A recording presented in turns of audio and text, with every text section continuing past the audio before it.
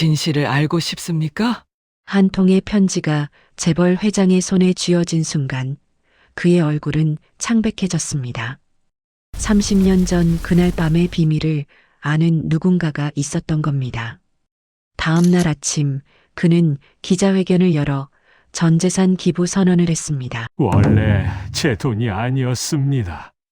그리고 홀로 차를 몰고 어느 교도소로 향했죠. 30년 만에 풀리는 진실, 그 끝에는 무엇이 기다리고 있을까요? 이 놀라운 반전이 궁금하시다면 구독과 좋아요 버튼을 눌러주세요. 2005년 11월 14일 새벽 5시 서울 강남구 한 고급 아파트 서재에 불이 켜졌습니다.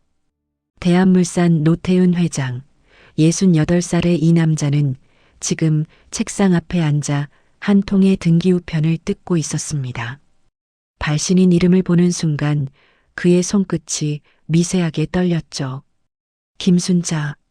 30년 전 그 공장에서 야간 청소를 하던 아줌마였습니다. 봉투 안에는 편지지 한 장, 손글씨로 빼곡하게 적힌 문장들이 그의 시선을 사로잡았습니다. 노 회장님, 저는 30년 전 그날 밤 공장에 있었습니다. 제가 본 것을 이제는 말씀드려야 할 것 같습니다. 내일 오전 8시 교도소 앞 버스 정류장에서 기다리겠습니다. 김순자 올림. 태윤은 편지를 내려놓고 두 손으로 얼굴을 감쌌습니다. 30년간 잊으려 애썼던 그날 밤이 생생하게 되살아났죠. 불길, 비명, 그리고 자신이 법정에서 한 거짓말. 그는 천천히 고개를 들어 서재 한쪽 구석에 있는 오래된 사물함을 바라봤습니다. 녹슨 자물쇠가 걸린 그 낡은 철제함은 30년 동안 단 한 번도 열지 않았던 것이었습니다. 태윤은 자리에서 일어나 사물함 앞으로 다가갔고 주머니에서 작은 열쇠 하나를 꺼냈습니다. 삐걱, 자물쇠가 열리는 소리와 함께 문이 천천히 열렸죠. 안에는 누렇게 바랜 신문 스크랩 몇 장, 그리고 흑백 사진 한 장이 들어 있었습니다. 1975년 4월 촬영된 공장 단체 사진, 거기엔 28살의 젊은 노태윤과 27살의 박영식이 나란히 서서 웃고 있었습니다. 신문 스크랩의 헤드라인은 이랬죠. 구로 봉제 공장 화재 참사 11명, 사망 28명, 부상 방화범 박영식 징역 30년 확정. 태윤은 사진 속 영식의 얼굴을 한참 동안 들여다봤습니다. 그리고 신문 한쪽 구석에 빨간 펜으로 적어둔 날짜를 확인했죠. 2005년 11월 15일, 바로 내일이었습니다. 박영식의 출소일. 그는 사진을 조심스럽게 다시 사물함에 넣고 문을 닫았습니다. 그리고 책상으로 돌아와 전화기를 들었죠.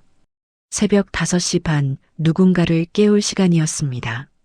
전화벨이 몇 번 울린 후 상대방이 받았습니다. 여보세요? 태윤의 비서실장 목소리였습니다. 나야. 오늘 오전 11시에 긴급 기자회견 잡아줘. 회장님, 새벽인데 무슨 일이십니까? 전 재산 기부 발표할 거야. 전화기 너머로 숨소리가 멎는 게 느껴졌습니다. 회장님, 지금 제대로 들은 게 맞습니까? 전 재산이요? 그래, 4조 8천억 전부. 오전까지 법무팀하고 서류 준비해도. 태윤은 더 이상의 질문을 받지 않고 전화를 끊었습니다. 그날 아침 7시 대한물산 본사는 발칵 뒤집혔습니다. 비서실장의 긴급 소집을 받은 임원들이 하나둘 회의실로 모여들었고 그들의 얼굴엔 당혹감과 불안이 가득했죠. 특히 부회장 최진우는 안색이 창백했습니다. 45살의 이 남자는 고인이 된 공장주 최만식의 아들로 태윤이 손수 키워 부회장 자리까지 올려준 사람이었습니다. 도대체 무슨 일입니까? 회장님이 갑자기 전 재산을 기부한다니 이게 말이 됩니까? 진우는 비서실장을 다그쳤지만 비서실장도 고개를 저을 뿐이었습니다. 저도 모릅니다. 회장님께서 새벽에 전화하시더니 일방적으로 지시만 하시고 진우는 주먹을 불끈 쥐었습니다. 뭔가 잘못되고 있다는 직감이 들었죠. 오전 11시 서울 강남구 한 특급 호텔 컨벤션홀에는 100여 명의 기자들이 모여들었습니다. 대한물산 노태훈 회장의 긴급 기자회견이라는 소식에 모든 언론사가 출동한 것이었죠. 카메라 플래시가 정신없이 터지는 가운데 태훈은 단상 위로 천천히 걸어 나왔습니다. 그의 뒤로는 부회장 최진우와 몇몇 임원들이 따라왔지만 태훈의 표정은 그 누구의 시선도 의식하지 않는 듯 담담했습니다. 그는 마이크 앞에 섰고 준비된 원고를 한 번도 보지 않은 채 입을 열었습니다.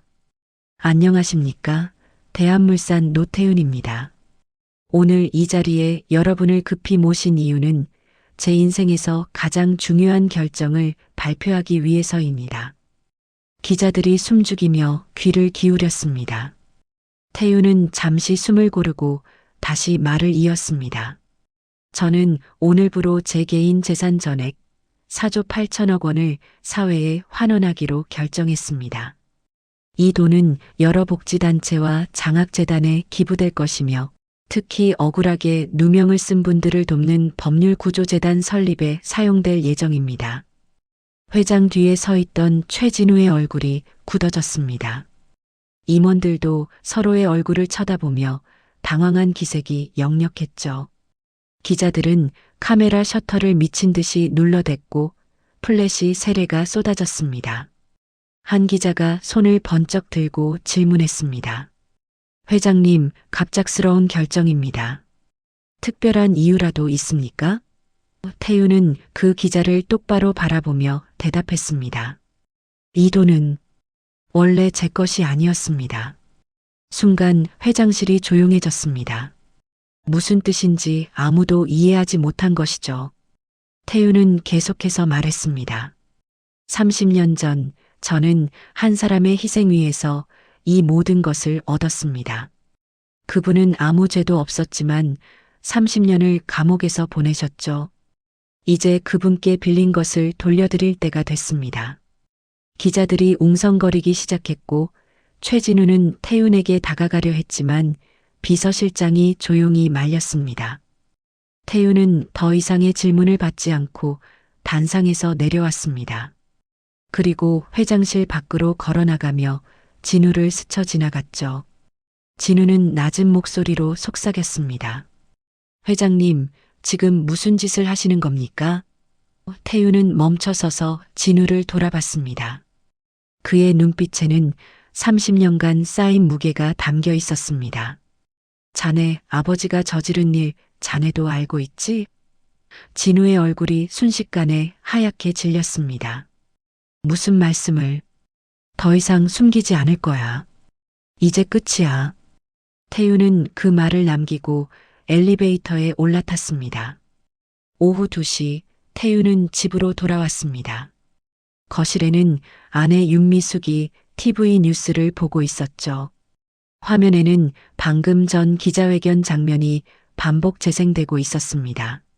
미숙은 남편을 보자 리모컨을 내려놓고 다가왔습니다. 여보, 이게 대체 무슨 일이에요? 왜 갑자기 전 재산을? 태훈은 아내의 손을 잡았습니다. 65살의 이 여인은 30년 전 그 공장 화재에서 허리를 다쳐 평생 불편하게 살아왔던 사람이었습니다. 태훈이 구해준 그 여공, 윤미숙. 당신한테 말 안 한 게 있어. 미숙은 남편의 심각한 표정을 보고 불안해졌습니다. 무슨 말? 30년 전 그날 밤 나는 거짓말을 했어. 법정에서. 미숙의 눈이 커졌습니다. 태훈은 천천히 30년간 숨겨왔던 진실을 털어놓기 시작했습니다. 그날 저녁 태훈은 서재에서 작은 여행 가방 하나를 챙겼습니다. 옷가지 몇 벌과 세면도구, 그리고 사물함에서 꺼낸 그 오래된 사진. 미숙은 문 앞에 서서 남편을 바라봤습니다. 내일 아침 일찍 나가야 해. 늦을 것 같아. 조심해서 다녀와요. 미숙은 더 이상 묻지 않았습니다. 남편의 눈빛에서 이것이 얼마나 오래 미뤄왔던 일인지 알 수 있었으니까요. 태유는 아내를 안아주고 현관문을 나섰습니다. 그날 밤 11시 대한물산 부회장 최진우는 자신의 사무실에 홀로 앉아 있었습니다. 책상 위에는 오래된 다이어리 한 권이 펼쳐져 있었죠. 10년 전 아버지 최만식이 사망한 후 비밀 금고에서 발견한 그 일기장. 거기에는 아버지가 저지른 모든 범죄가 상세히 적혀 있었습니다. 조기섭을 옥상에서 밀어 죽인 일, 박영식에게 누명을 씌운 일, 김순자를 협박한 일. 진우는 그때 선택했습니다. 이 진실을 묻어버리기로. 회사를 지키기 위해, 아니 정확히는 자신의 자리를 지키기 위해. 그런데 지금 노태윤이 모든 것을 뒤엎으려 하고 있었습니다. 진우는 주먹으로 책상을 내리쳤습니다. 안 돼. 이렇게 끝날 순 없어. 그는 전화기를 들고 누군가에게 전화를 걸었습니다. 여보세요? 나야. 내일 교도소 쪽으로 사람 좀 보내줘. 누군가를 감시해야 할 것 같아. 11월 15일 새벽 5시 노태윤은 침대에서 일어났습니다. 어젯밤 한숨도 자지 못했지만 이상하게 머리는 맑았습니다. 그는 어제 챙겨둔 가방을 들고 지하 주차장으로 내려갔죠. 자신의 차 앞에 섰을 때 30년 전 그 청년의 얼굴이 떠올랐습니다. 박영식, 형이라고 부르던 그 사람. 태유는 운전석에 앉아 시동을 걸었습니다. 내비게이션에 교도소 주소를 입력하고 천천히 차를 몰기 시작했습니다. 새벽 고속도로는 한산했고 그의 차는 어둠을 가르며 남쪽으로 향했습니다. 오전 7시 40분 태유는 교도소 앞 버스 정류장에 차를 세웠습니다. 정류장 벤치에는 허름한 옷을 입은 할머니 한 분이 앉아 계셨죠. 태유는 차에서 내려 천천히 다가갔습니다. 할머니는 고개를 들어 태윤을 바라봤고 그 순간 두 사람의 눈이 마주쳤습니다. 30년 전 그 공장에서 야간 청소를 하던 김순자였습니다. 노 회장님? 순자의 목소리는 떨리고 있었습니다. 태윤은 천천히 고개를 숙였습니다. 오랜만입니다. 순자는 벤치에서 일어나 태윤 앞에 섰습니다. 두 사람 사이에 무거운 침묵이 흘렀죠. 이윽고 순자가 낡은 천보따리 하나를 꺼냈습니다. 이걸 드리려고 했습니다. 태윤은 보따리를 받아 천천히 풀었습니다. 안에는 오래된 공책 한 권, 30년 동안 매일같이 적어온 일기장이 들어 있었습니다. 그리고 교도소 정문 쪽에서 인기척이 들렸습니다. 출소 준비가 시작되고 있었던 것이죠. 1975년 4월 17일 목요일 서울 구로구 가리봉동 한 골목 안쪽에 자리 잡은 3층짜리 봉제 공장은 오후 6시가 되자 하루 일과를 마친 낮 근무 노동자들이 우르르 쏟아져 나오기 시작했습니다. 100여 명이 넘는 여공들과 남자 직원들이 좁은 공장 정문을 빠져나가며 서로 인사를 나눴죠. 내일 봐요. 수고했어. 그 중에는 27살의 박영식도 있었습니다. 키가 작달막하고 어깨가 좁은 체격이었지만 얼굴에는 언제나 온화한 미소가 떠나질 않는 사람이었습니다. 그는 시설 관리 담당으로 공장 안기계들과 전기, 설비를 점검하는 게 주 업무였고 성실하기로 소문이 자자했죠. 영식은 공장 정문을 나서며 안주머니에서 담배 한 개비를 꺼내 입에 물었습니다. 성냥을 그으려는데 뒤에서 누군가 어깨를 탁 쳤습니다. 형, 벌써 가세요? 돌아보니 28살의 노태윤이 서 있었습니다. 영식보다 1살 많았지만 영식을 형처럼 따르던 청년이었죠. 태윤은 야간 경비 담당으로 저녁 6시부터 다음날 아침 6시까지 공장을 지키는 일을 했습니다. 태윤이 왔구나. 오늘도 수고해. 형은 오늘 일찍 가시네요? 보통 7시까지 남아 계시잖아요. 영식은 담배 연기를 길게 내뿜으며 쓴웃음을 지었습니다. 수진이 병원 가봐야 해서 오늘 검사 결과 나오는 날이거든. 태윤의 얼굴이 순식간에 굳어졌습니다. 영식의 딸 수진이가 한 달 전부터 자꾸 열이 나고 코피를 흘린다는 얘기를 들었거든요. 괜찮을 거예요, 형. 수진이 워낙 씩씩하잖아요. 그래야 할 텐데. 아내가 요즘 많이 불안해하거든. 영식은 담배를 끄고 태윤의 어깨를 두드렸습니다. 그럼 나 먼저 갈게. 오늘 밤 조심해서 일해. 예, 형도 조심히 들어가세요. 영식은 손을 흔들며 골목 안쪽으로 사라졌고 태윤은 공장 안으로 들어갔습니다. 공장 1층 입구에는 이미 야간조 여공들이 하나둘 출근하고 있었습니다. 그 중에는 26살의 윤미숙도 있었습니다. 태윤은 미숙을 볼 때마다 가슴이 두근거렸지만 아직 한 번도 제대로 말을 걸어본 적이 없었습니다. 중학교도 제대로 못 나온 자신이 감히 그녀에게 다가갈 용기가 나질 않았던 거죠. 미숙은 태윤과 눈이 마주치자 살짝 고개를 숙여 인사했고 태윤도 어색하게 고개를 끄덕였습니다. 저녁 7시 공장 3층 관리실에서는 관리팀장 조기섭이 서류 뭉치를 뒤적이고 있었습니다. 45살의 이 남자는 공장 실질적인 운영 책임자로 공장주 최만식의 오른팔이나 다름없었죠. 하지만 최근 몇 달간 조기섭의 얼굴에는 늘 짜증과 불안이 가득했습니다. 그는 서랍을 열어 두꺼운 장부 하나를 꺼냈습니다. 거기엔 공장 운영비 내역이 빼곡히 적혀 있었는데 숫자들을 보면 볼수록 이상한 점이 한둘이 아니었습니다. 원자재 구매비가 실제보다 2배 가까이 부풀려져 있었고 인건비 항목에도 존재하지 않는 직원들의 이름이 수두룩했습니다. 조기섭은 한숨을 내쉬며 중얼거렸습니다. 이 사장 양반이 공장 돈을 이렇게 빼돌렸단 말이지. 이건 완전히 횡령이야. 그는 서류를 다시 서랍에 넣고 잠갔습니다.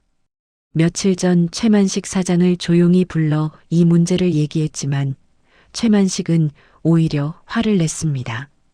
조 팀장, 자네가 신경 쓸 일이 아니야. 그냥 공장이나 잘 돌리고 있어. 하지만 조기섭은 물러서지 않았습니다. 사장님, 이건 명백한 횡령입니다. 세무서에서 나오면 큰일 납니다. 최만식의 표정이 차갑게 굳었습니다. 자네, 지금 나를 협박하는 건가? 협박이 아니라 충고입니다. 이대로 가다간 공장이 망합니다. 자네 가족 생각 좀 해. 자네도 아내랑 애들 먹여 살려야 할 거 아닌가. 대화는 거기서 끝났지만 조기섭은 그 후로 계속 불안했습니다. 최만식의 눈빛에서 뭔가 위험한 걸 느꼈거든요. 밤 9시 공장 3층에서는 야간조가 재봉틀을 돌리고 있었고 2층 창고에는 완성된 옷가지들이 산더미처럼 쌓여 있었습니다. 1층에서는 미숙을 포함한 여공들이 옷감을 재단하고 있었죠. 태윤은 공장을 한 바퀴 순찰하고 경비실로 돌아왔습니다.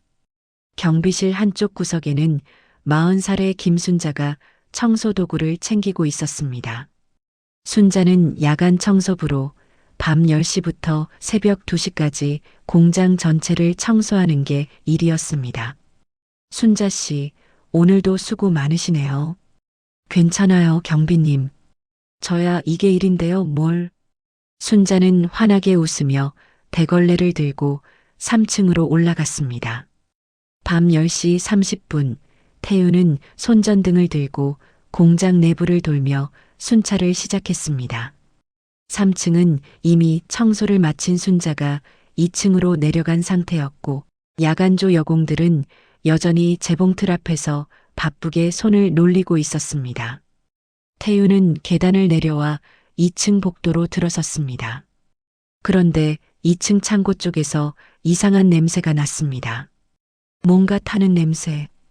태우는 손전등을 비추며 창고 문을 열었습니다.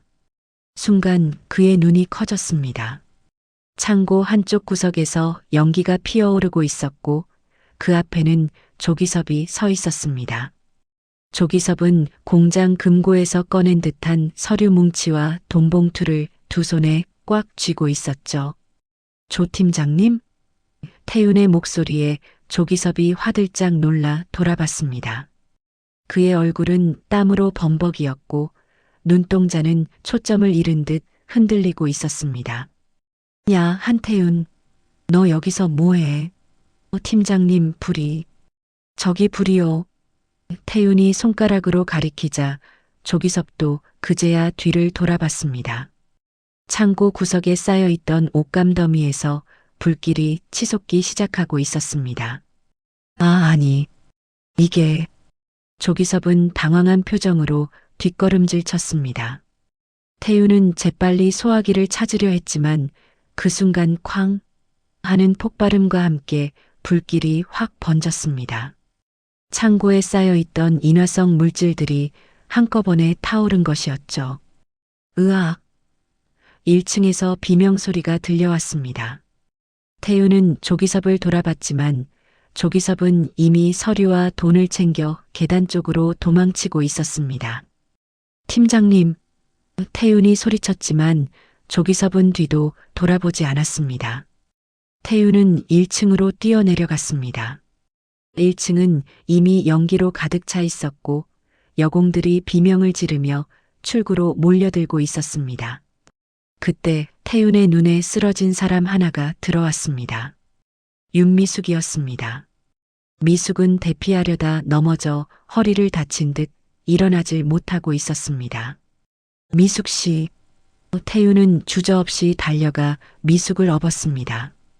연기가 목을 태워 숨이 막혔지만 그는 이를 악물고 출구를 향해 뛰었습니다. 경비님, 죄송해요. 미숙이 가늘게 중얼거렸습니다. 말씀 마세요. 곧 나갑니다. 태윤은 마지막 힘을 짜내 공장 정문 밖으로 뛰쳐나왔습니다. 밖에는 이미 탈출한 여공들이 울부짖고 있었고 누군가 소방서에 신고를 한 상태였습니다. 태윤은 미숙을 조심스럽게 땅에 내려놓았습니다. 괜찮으세요? 미숙은 고개를 끄덕였지만 얼굴은 고통으로 일그러져 있었습니다. 그때 3층 창문에서 여공 한 명이 손을 흔들며 소리쳤습니다. 살려주세요. 문이 안 열려요. 태윤은 다시 공장 안으로 뛰어들어가려 했지만 그 순간 쾅 하는 굉음과 함께 3층 일부가 무너져 내렸습니다. 화염이 하늘 높이 치솟았고 주변 사람들이 비명을 질렀습니다. 태윤은 무릎이 꺾여 그 자리에 주저앉았습니다. 그의 눈에서 눈물이 흘러내렸죠.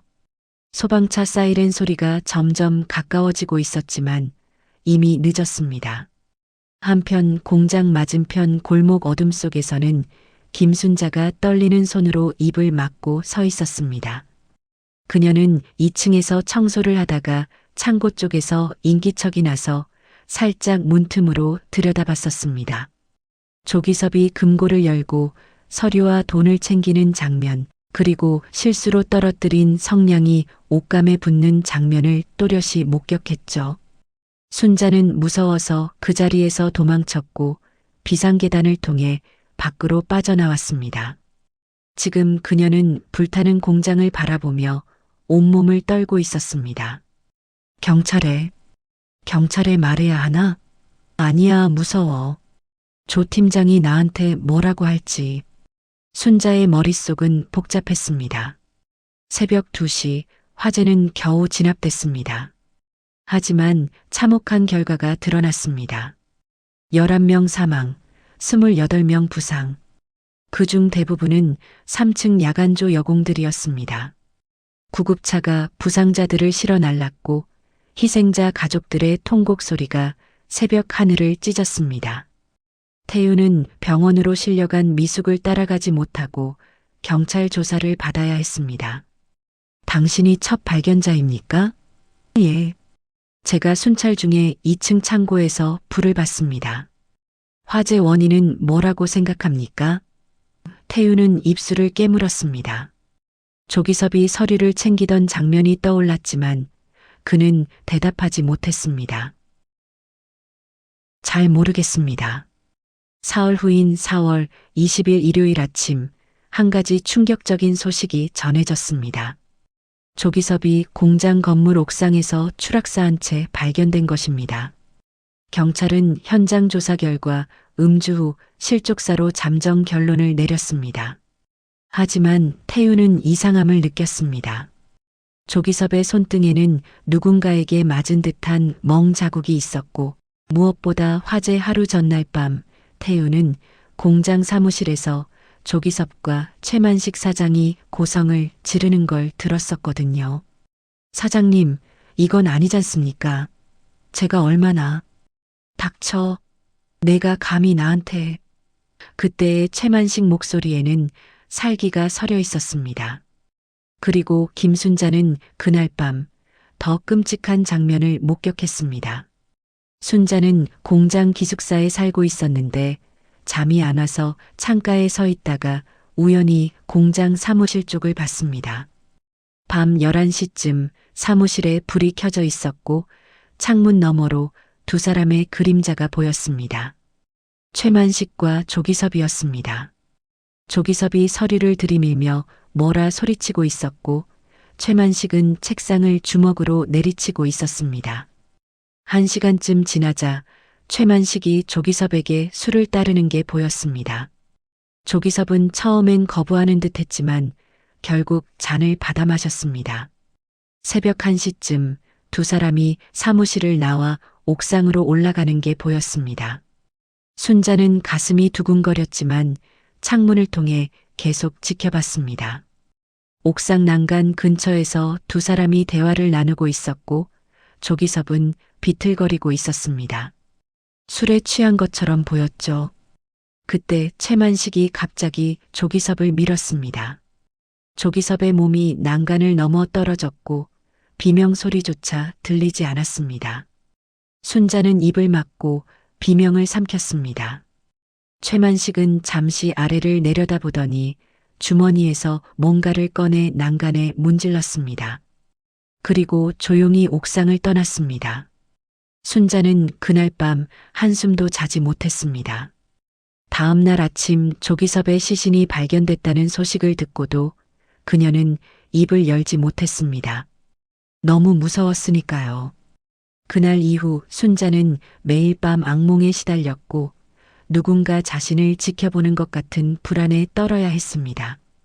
1975년 4월 23일 수요일 오후 2시 서울 종로구 한 고급 찻집 2층 룸에는 두 남자가 마주 앉아 있었습니다.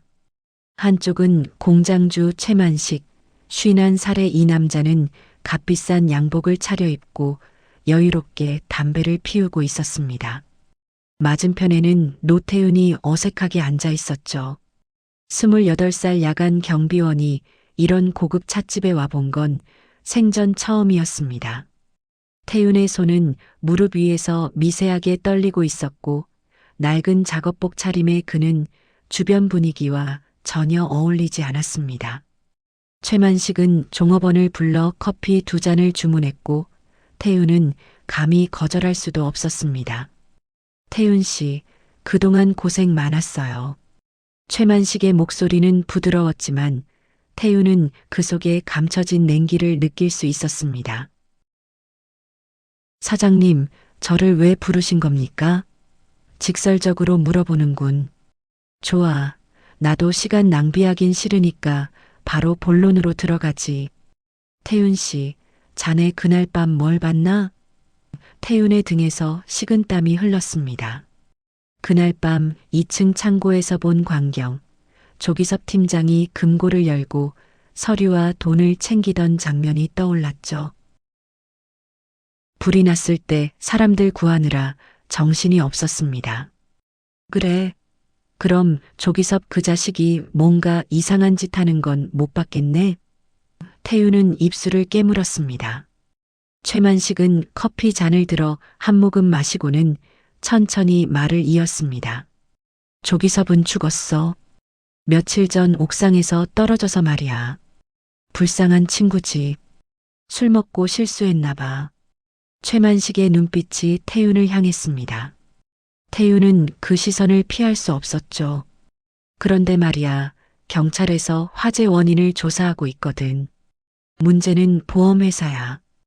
이게 단순 전기합선이나 안전불감증 때문이면 보험금이 한 푼도 안 나와. 하지만 방화라면 보험금이 나오지. 이해하겠나? 태윤은 고개를 끄덕였습니다. 이해한 게 아니라 끄덕일 수밖에 없었던 겁니다. 그래서 말인데 방화범이 필요해. 누군가 일부러 불을 질렀다는 증거가 필요하단 말이야. 최만식은 주머니에서 서류 한 장을 꺼내 태윤 앞에 펼쳤습니다. 박영식의 인사 기록 카드였습니다.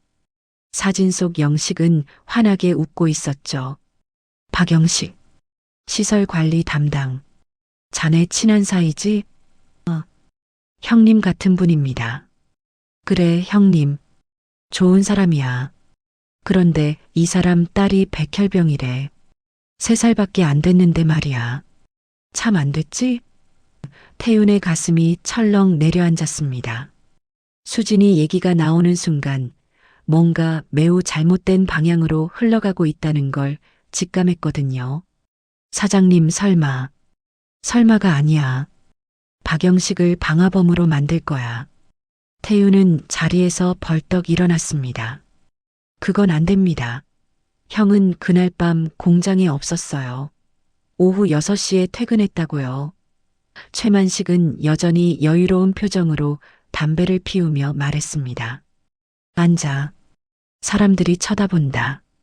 주변 테이블에서 몇몇 손님들이 고개를 돌려 이쪽을 바라봤습니다. 태윤은 주먹을 불끈 쥔 채 다시 앉았습니다. 태윤 씨, 자네 그 윤미숙이란 여공 좋아하지? 순간 태윤의 얼굴이 하얗게 질렸습니다. 화재 때 자네가 구해준 그 여자 말이야. 병원에서 검사받았는데 허리를 심하게 다쳤더군. 척추 손상이래. 수술하지 않으면 평생 걷지 못할 수도 있대. 최만식은 담배를 재떨이에 비볐습니다. 수술비가 얼마나 드는지 아나? 100만 원이야. 100만 원. 자네 월급이 8만 원이지? 1년치 월급을 다 모아도 모자라. 게다가 자네 어머니도 편찮으시잖아. 작년에 폐렴으로 입원하셨을 때 병원비 때문에 고생한 거 내가 다 알아. 태윤은 아무 말도 할 수 없었습니다. 모든 게 사실이었으니까요. 내가 제안하지. 자네가 법정에서 증언만 해주면 돼. 박영식이 그날 밤 11시경 공장 2층 창고 근처를 배회하는 걸 봤다고 말이야. 그럼 자네한테 150만 원 주겠네. 그리고 우리 회사 정규직 관리 직원으로 채용하지. 150만 원. 태윤의 머릿속이 하얘졌습니다. 그 돈이면 미숙의 수술비를 댈 수 있었습니다. 어머니 병원비도 걱정 없었죠. 정규직이 되면 월급도 지금보다 2배는 받을 수 있었습니다. 하지만 그건 영식형을 배신하는 일이었습니다. 사장님, 형은 정말 아무 죄가 없습니다. 죄? 누가 죄가 있고 없고를 따지나? 이건 생존의 문제야. 자네 살 거야, 죽을 거야? 윤미숙 그 여자 평생 불구로 살게 할 거야? 최만식은 주머니에서 두꺼운 봉투를 꺼내 테이블 위에 놓았습니다. 여기 50만 원 있어. 계약금이야.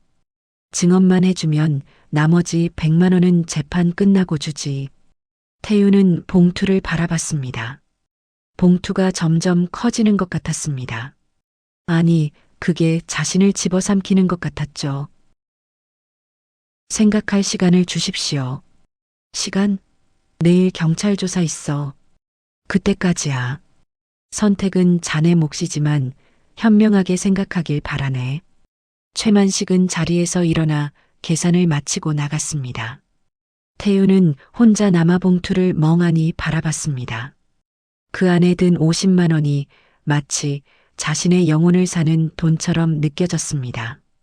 같은 날 오후 5시 서울 관악구 낙성대 근처 허름한 단칸방에서는 박영식이 딸 수진을 안고 울고 있었습니다. 병원에서 방금 돌아온 길이었습니다. 의사의 진단은 급성 백혈병, 즉시 입원해서 항암 치료를 시작해야 한다는 거였습니다. 치료비는 최소 200만 원. 영식의 월급이 9만 원이었으니 20년치 월급을 다 모아도 모자랐습니다. 아내는 부엌 한쪽 구석에 웅크리고 앉아 흐느끼고 있었고 수진이는 아빠 품에서 새근새근 잠들어 있었습니다. 수진아, 아빠가 어떻게든 해볼게. 영식은 딸의 창백한 얼굴을 쓰다듬으며 눈물을 흘렸습니다. 그때 문 두드리는 소리가 들렸습니다. 누구세요? 영식이 문을 열자 밖에는 양복 입은 남자 2명이 서 있었습니다. 경찰이었습니다. 박영식 씨 맞습니까? 네, 그런데요. 화재 사건 관련해서 몇 가지 여쭤볼 게 있습니다. 서에 동행해 주시겠습니까? 영식은 어리둥절했지만 거부할 수 없었습니다. 아내에게 수진이를 맡기고 경찰차에 올라탔죠. 경찰서 조사실에서 형사가 서류 뭉치를 펼쳐 보이며 물었습니다. 박 씨, 4월 17일 밤 11시쯤 어디 있었습니까? 집에 있었습니다. 오후 6시에 퇴근했고요. 증명할 수 있습니까? 아내가 증인입니다. 형사는 코웃음을 쳤습니다. 가족 증언은 믿을 수 없습니다. 그리고 이거 보십시오. 형사가 영수증 한 장을 내밀었습니다. 휘발유 구매 영수증이었는데 날짜는 4월 17일 오후 8시, 구매 장소는 공장 근처 주유소였습니다. 영수증에는 영식의 이름이 적혀 있었습니다. 이게 뭡니까? 당신이 그날 밤 주유소에서 휘발유를 샀다는 증거입니다. 말도 안 됩니다. 저는 차도 없는데 왜 휘발유를 삽니까? 그러게요. 왜 샀을까요? 불을 지르려고? 영식은 온몸에 소름이 돋았습니다. 이건 누군가 자신을 함정에 빠뜨리려는 거였습니다. 그날 밤 11시 영식은 가까스로 풀려나 집으로 돌아왔습니다. 집 앞에는 누군가 기다리고 있었습니다. 최만식이었습니다. 박 씨, 참 난처한 상황이 됐군요. 영식은 최만식을 똑바로 쳐다봤습니다. 사장님이 하신 겁니까? 그 휘발유 영수증? 최만식은 담배에 불을 붙이며 빙긋 웃었습니다. 증거는 있나? 박 씨, 우리 솔직하게 얘기합시다. 당신 딸 백혈병이죠? 치료비 마련했습니까? 영식의 주먹이 떨렸습니다. 딸 얘기는 하지 마십시오. 왜요? 중요한 얘기인데. 내가 제안하지. 당신이 방아를 자백하면 수진이 치료비 전액을 내가 대겠소. 그리고 출소할 때까지 가족 생활비도 보장하지. 영식은 믿을 수 없다는 표정으로 최만식을 바라봤습니다. 무슨 소리를 하시는 겁니까? 방화 혐의로 잡혀가면 10년 아니 20년은 받을 겁니다. 그 사이 수진이는 어떻게 됩니까? 죽겠죠. 하지만 내가 돈을 대면 살 수 있어요. 당신 선택입니다. 최만식은 봉투 하나를 영식 손에 쥐어줬습니다. 여기 100만 원 있소. 계약금이야. 내일 경찰서 가서 자백하시오. 그럼 수진이 내일 당장 병원에 입원시킬 수 있소. 영식은 봉투를 던져버리고 싶었지만 딸 생각이 났습니다. 수진이의 창백한 얼굴, 열이 나서 끙끙거리는 모습. 약속 지키실 겁니까? 내 명예를 걸고 약속하지. 영식은 봉투를 들고 집 안으로 들어갔습니다. 아내는 수진을 재우고 부엌에 앉아 있었습니다. 여보, 이게 뭐예요? 영식은 봉투를 식탁 위에 놓았습니다. 수진이 치료비야. 어디서 구하셨어요? 영식은 대답하지 못했습니다. 그냥 아내를 꼭 안아줄 뿐이었죠.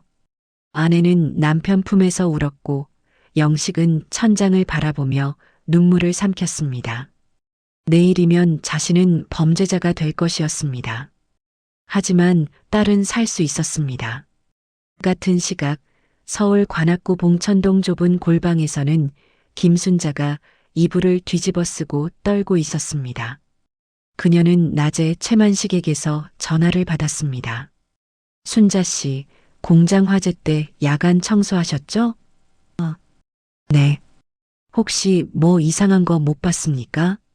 순자는 숨이 멎는 것 같았습니다. 그날 밤 본 광경, 조기섭이 금고를 열던 모습, 그리고 며칠 전 목격한 조기섭의 추락. 아무것도 못 봤습니다. 정말입니까? 경찰에서 순자 씨한테도 조사하러 올 텐데 괜찮으시겠어요? 최만식의 목소리는 위협적이었습니다. 저는 정말 아무것도. 순자 씨, 아들 둘 키우시죠? 큰애가 중학교 2학년? 순자의 가슴이 철렁 내려앉았습니다. 제 아들들은 왜 말씀하십니까? 아무 뜻 없어요. 그냥 아이들 잘 키우시라는 말씀이죠. 요새 세상이 험해서 학교 가는 길에 무슨 일이 생길지 모르잖아요. 순자는 전화기를 쥔 손이 덜덜 떨렸습니다. 이건 명백한 협박이었습니다. 무슨 말씀을 원하시는 겁니까? 간단해요. 순자 씨는 그날 밤 아무것도 못 봤어요. 조기섭도 못 봤고 박영식도 못 봤고 그냥 청소만 하다가 불나서 도망쳤을 뿐이죠. 이해하시겠어요? 네. 잘 생각하셨어요. 그리고 이거 작은 성의입니다. 다음날 순자의 집 문 앞에는 봉투 하나가 놓여 있었습니다. 안에는 100만 원이 들어 있었습니다. 순자는 봉투를 들고 방바닥에 주저앉았습니다. 100만 원. 그녀의 1년치 월급이었습니다. 큰아들 고등학교 등록금, 작은아들 중학교 등록금, 방세, 생활비. 이 돈이면 당분간 걱정 없었습니다. 하지만 이건 침묵의 대가였습니다. 박영식이 억울하게 감옥에 가는 걸 보고만 있으라는 돈이었죠. 순자는 며칠 전 경찰서를 찾아가려 했던 자신이 떠올랐습니다. 그때 용기를 냈어야 했습니다. 하지만 이제 너무 늦었습니다. 아이들 얼굴이 떠올랐고 최만식의 협박이 귓가에 맴돌았습니다. 순자는 봉투를 꼭 안고 울었습니다. 1975년 4월 25일 금요일 박영식이 방화 혐의로 정식 체포됐습니다. 그는 경찰 조사에서 범행을 자백했습니다. 제가 그날 밤 공장에 돌아가서 창고에 불을 질렀습니다. 경찰은 영식의 집에서 휘발유 영수증을 발견했고 공장 관계자의 목격 증언도 확보했다며 발표했습니다. 노태윤의 증언이었습니다. 태윤은 경찰서 조사실에서 진술서에 서명하며 손이 떨렸습니다. 박영식이 그날 밤 11시경 2층 창고 근처를 배회하는 것을 목격했습니다. 거짓말이었습니다. 하지만 그는 이미 최만식에게서 50만 원을 받은 상태였습니다. 그 돈으로 미숙의 수술 예약금을 냈습니다. 재판은 석 달 후에 열렸습니다. 법정에는 유족들과 기자들이 가득 찼고 피고인석에는 수척해진 박영식이 앉아 있었습니다. 검사가 증인으로 노태윤을 호출했습니다. 태윤은 증인석에 올라 선서를 했습니다. 양심에 따라 사실만을 말할 것을 맹세합니다. 거짓 맹세였습니다. 증인, 사건 당일 밤 피고인을 목격했습니까? 태윤은 영식을 쳐다봤습니다. 영식은 태윤을 똑바로 바라보고 있었습니다. 그 눈빛에는 원망이 없었습니다. 오히려 담담했습니다. 마치 괜찮아라고 말하는 것 같았죠. 예, 목격했습니다. 어디서 목격했습니까? 2층 창고 근처였습니다. 시간은요? 밤 11시경이었습니다. 판사가 영식에게 물었습니다. 피고인, 증인의 증언에 대해 반박할 말이 있습니까? 영식은 고개를 저었습니다. 없습니다. 방청석에서 웅성거림이 일었습니다. 영식의 아내는 울음을 터뜨렸고 수진이는 엄마 품에 안겨 아빠를 바라봤습니다. 판결문 낭독날 판사는 말했습니다.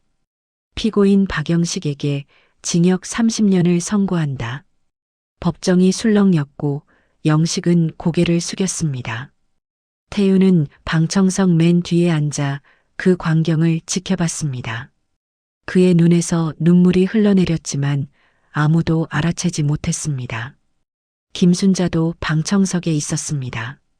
그녀는 두 손으로 입을 막고 흐느꼈습니다. 재판이 끝나고 모두가 법정을 빠져나갈 때 영식이 호송되며 태윤 옆을 지나갔습니다. 두 사람의 눈이 잠깐 마주쳤습니다. 영식이 작게 고개를 끄덕였습니다. 태윤은 그 자리에 얼어붙었습니다. 그날 밤 태윤은 처음으로 악몽을 꿨고 그 악몽은 30년 동안 계속됐습니다. 1975년 8월 박영식이 교도소로 이송된 지 한 달이 지났을 무렵 노태윤은 최만식에게서 나머지 100만 원을 받았습니다. 두꺼운 봉투를 받아드는 순간 태윤의 손은 여전히 떨리고 있었습니다.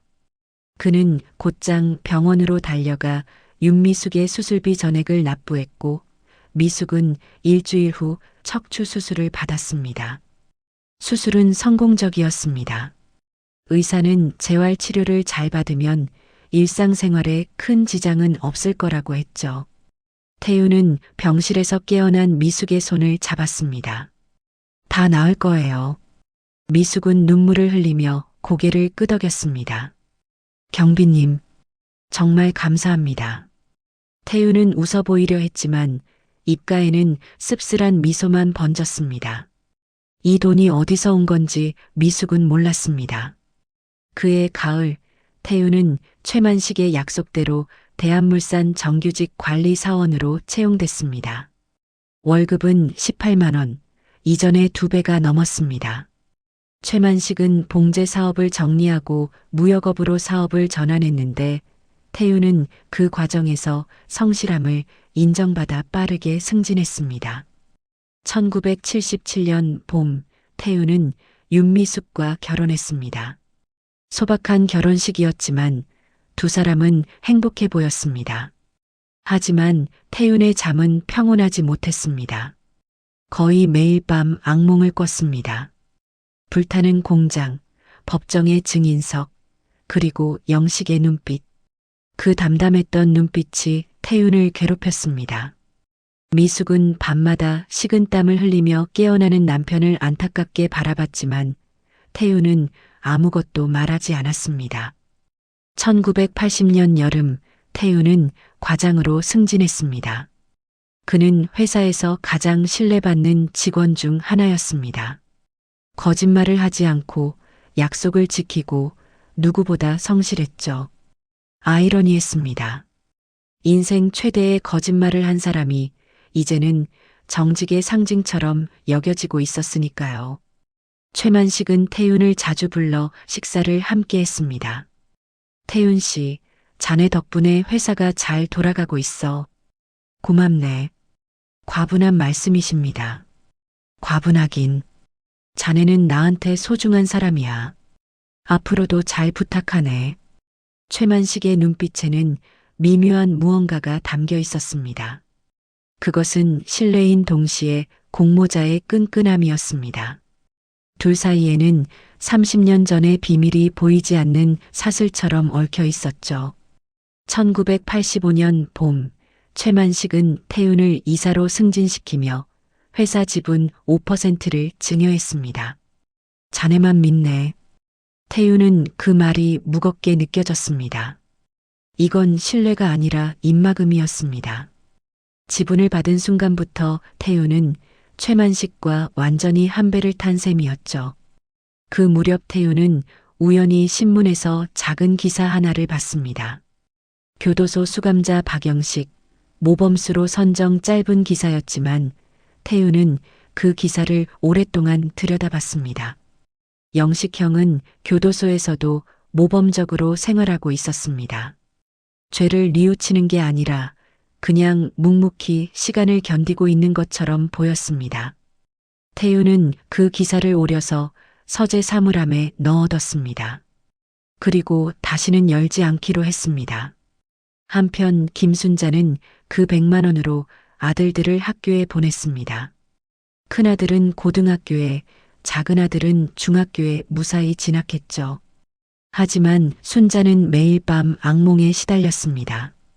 조기섭이 떨어지는 장면, 박영식이 법정에서 고개 숙이는 장면, 그리고 최만식의 차가운 목소리. 순자 씨, 아들들 잘 키우시라는 말씀이죠. 순자는 성당을 다니기 시작했습니다. 신부님께 고해성사를 하고 싶었지만 차마 입이 떨어지지 않았습니다. 대신 그녀는 매일 밤 일기를 쓰기 시작했습니다. 그날 본 것, 들은 것, 느낀 것을 빼곡히 적어 내려갔습니다. 1975년 4월 17일 나는 2층 복도에서 청소를 하다가 창고 쪽에서 인기척을 들었습니다. 문틈으로 들여다보니 조기섭 팀장이 금고를 열고 서류와 돈을 챙기고 있었습니다. 순자는 이 일기를 절대 누구에게도 보여주지 않았습니다. 하지만 적어도 기록은 남겨야 한다고 생각했죠. 언젠가 아주 먼 훗날 이 진실이 밝혀질 날을 위해서 순자는 일기장을 천으로 꽁꽁 싸서 옷장 깊숙한 곳에 숨겨뒀습니다. 그리고 매일 밤 조금씩 써내려갔습니다. 30년 동안 그녀는 단 하루도 빠짐없이 일기를 썼습니다. 그것이 그녀가 할 수 있는 유일한 속죄였으니까요. 1990년 2월 최만식이 간암으로 세상을 떠났습니다. 향년 66. 장례식장에는 수백 명의 조문객이 찾아왔고 태윤도 그중 하나였습니다. 빈소 앞에 무릎 꿇고 앉아 절을 올리는데 이상하게 눈물이 나지 않았습니다. 슬픔도 없었습니다. 그저 텅 빈 느낌만 들었죠. 장례식이 끝나고 유언장이 공개됐습니다. 최만식은 태윤을 후계자로 지목했습니다. 회사 지분 51%를 태윤에게 증여한다는 내용이었습니다. 순식간에 태윤은 대한물산의 최대 주주가 됐습니다. 사람들은 축하했지만 태윤은 무거운 짐을 떠안은 기분이었습니다. 유언 집행인이 태윤에게 작은 상자 하나를 건넸습니다. 회장님께서 노 이사님께만 전하라고 하셨습니다. 상자 안에는 오래된 다이어리 한 권이 들어 있었습니다. 집으로 돌아온 태윤은 서재에서 그 다이어리를 펼쳤습니다. 최만식의 친필로 빼곡히 적혀 있었습니다. 1975년 4월 19일 조기섭을 옥상으로 불렀다. 놈이 횡령 증거를 들고 나를 협박했다. 용서할 수 없었다. 소주 2병을 마시게 했다. 비틀거리며 난간에 기댄 순간 나는 그를 밀었다. 떨어지는 소리가 들렸다. 나는 난간을 닫고 조용히 내려왔다. 태윤은 숨이 막혔습니다. 최만식이 직접 조기섭을 살해했다는 자백이었습니다. 다음 페이지를 넘겼습니다. 박영식은 무죄다. 하지만 희생양이 필요했다. 그의 딸이 백혈병이라는 걸 알았다. 나는 그 약점을 이용했다. 치료비를 대주겠다고 약속했다. 하지만 나는 약속을 지키지 않았다. 한 달에 10만 원씩만 보냈다. 그것도 석 달 만에 끊었다. 박영식의 아내가 내게 전화를 걸어 울부짖었지만 나는 전화를 끊었다. 수진이는 결국 죽었다. 1976년 1월 태윤은 다이어리를 내려놓고 책상에 엎드렸습니다. 몸이 떨렸습니다. 수진이가 죽었다는 것도 충격이었지만 최만식이 약속을 지키지 않았다는 게 더 끔찍했습니다. 영식형은 딸을 살리기 위해 30년을 감옥에서 보냈는데 딸은 이미 죽어 있었던 겁니다. 마지막 페이지에는 이렇게 적혀 있었습니다. 노태윤, 자네도 피해자다. 나는 자네를 협박했고 자네는 어쩔 수 없이 거짓 증언을 했다. 하지만 자네는 그 돈으로 사람을 살렸다. 윤미숙을 구했다. 나는 그 돈으로 사람을 죽였다. 수진이를. 우리는 같지 않다. 자네가 내 뒤를 이어 회사를 경영한다면 부디 박영식을 찾아가라. 그에게 진실을 말하라. 그리고 내 재산의 절반은 그의 것이라고 전하라. 이것이 내가 할 수 있는 마지막 속죄다. 태윤은 다이어리를 닫았습니다. 하지만 그는 박영식을 찾아가지 않았습니다. 용기가 나지 않았습니다. 다이어리는 서재 사물함 깊숙이 넣어뒀고 다시는 열지 않기로 했습니다. 1995년 태윤은 정식으로 대한물산 회장이 됐습니다.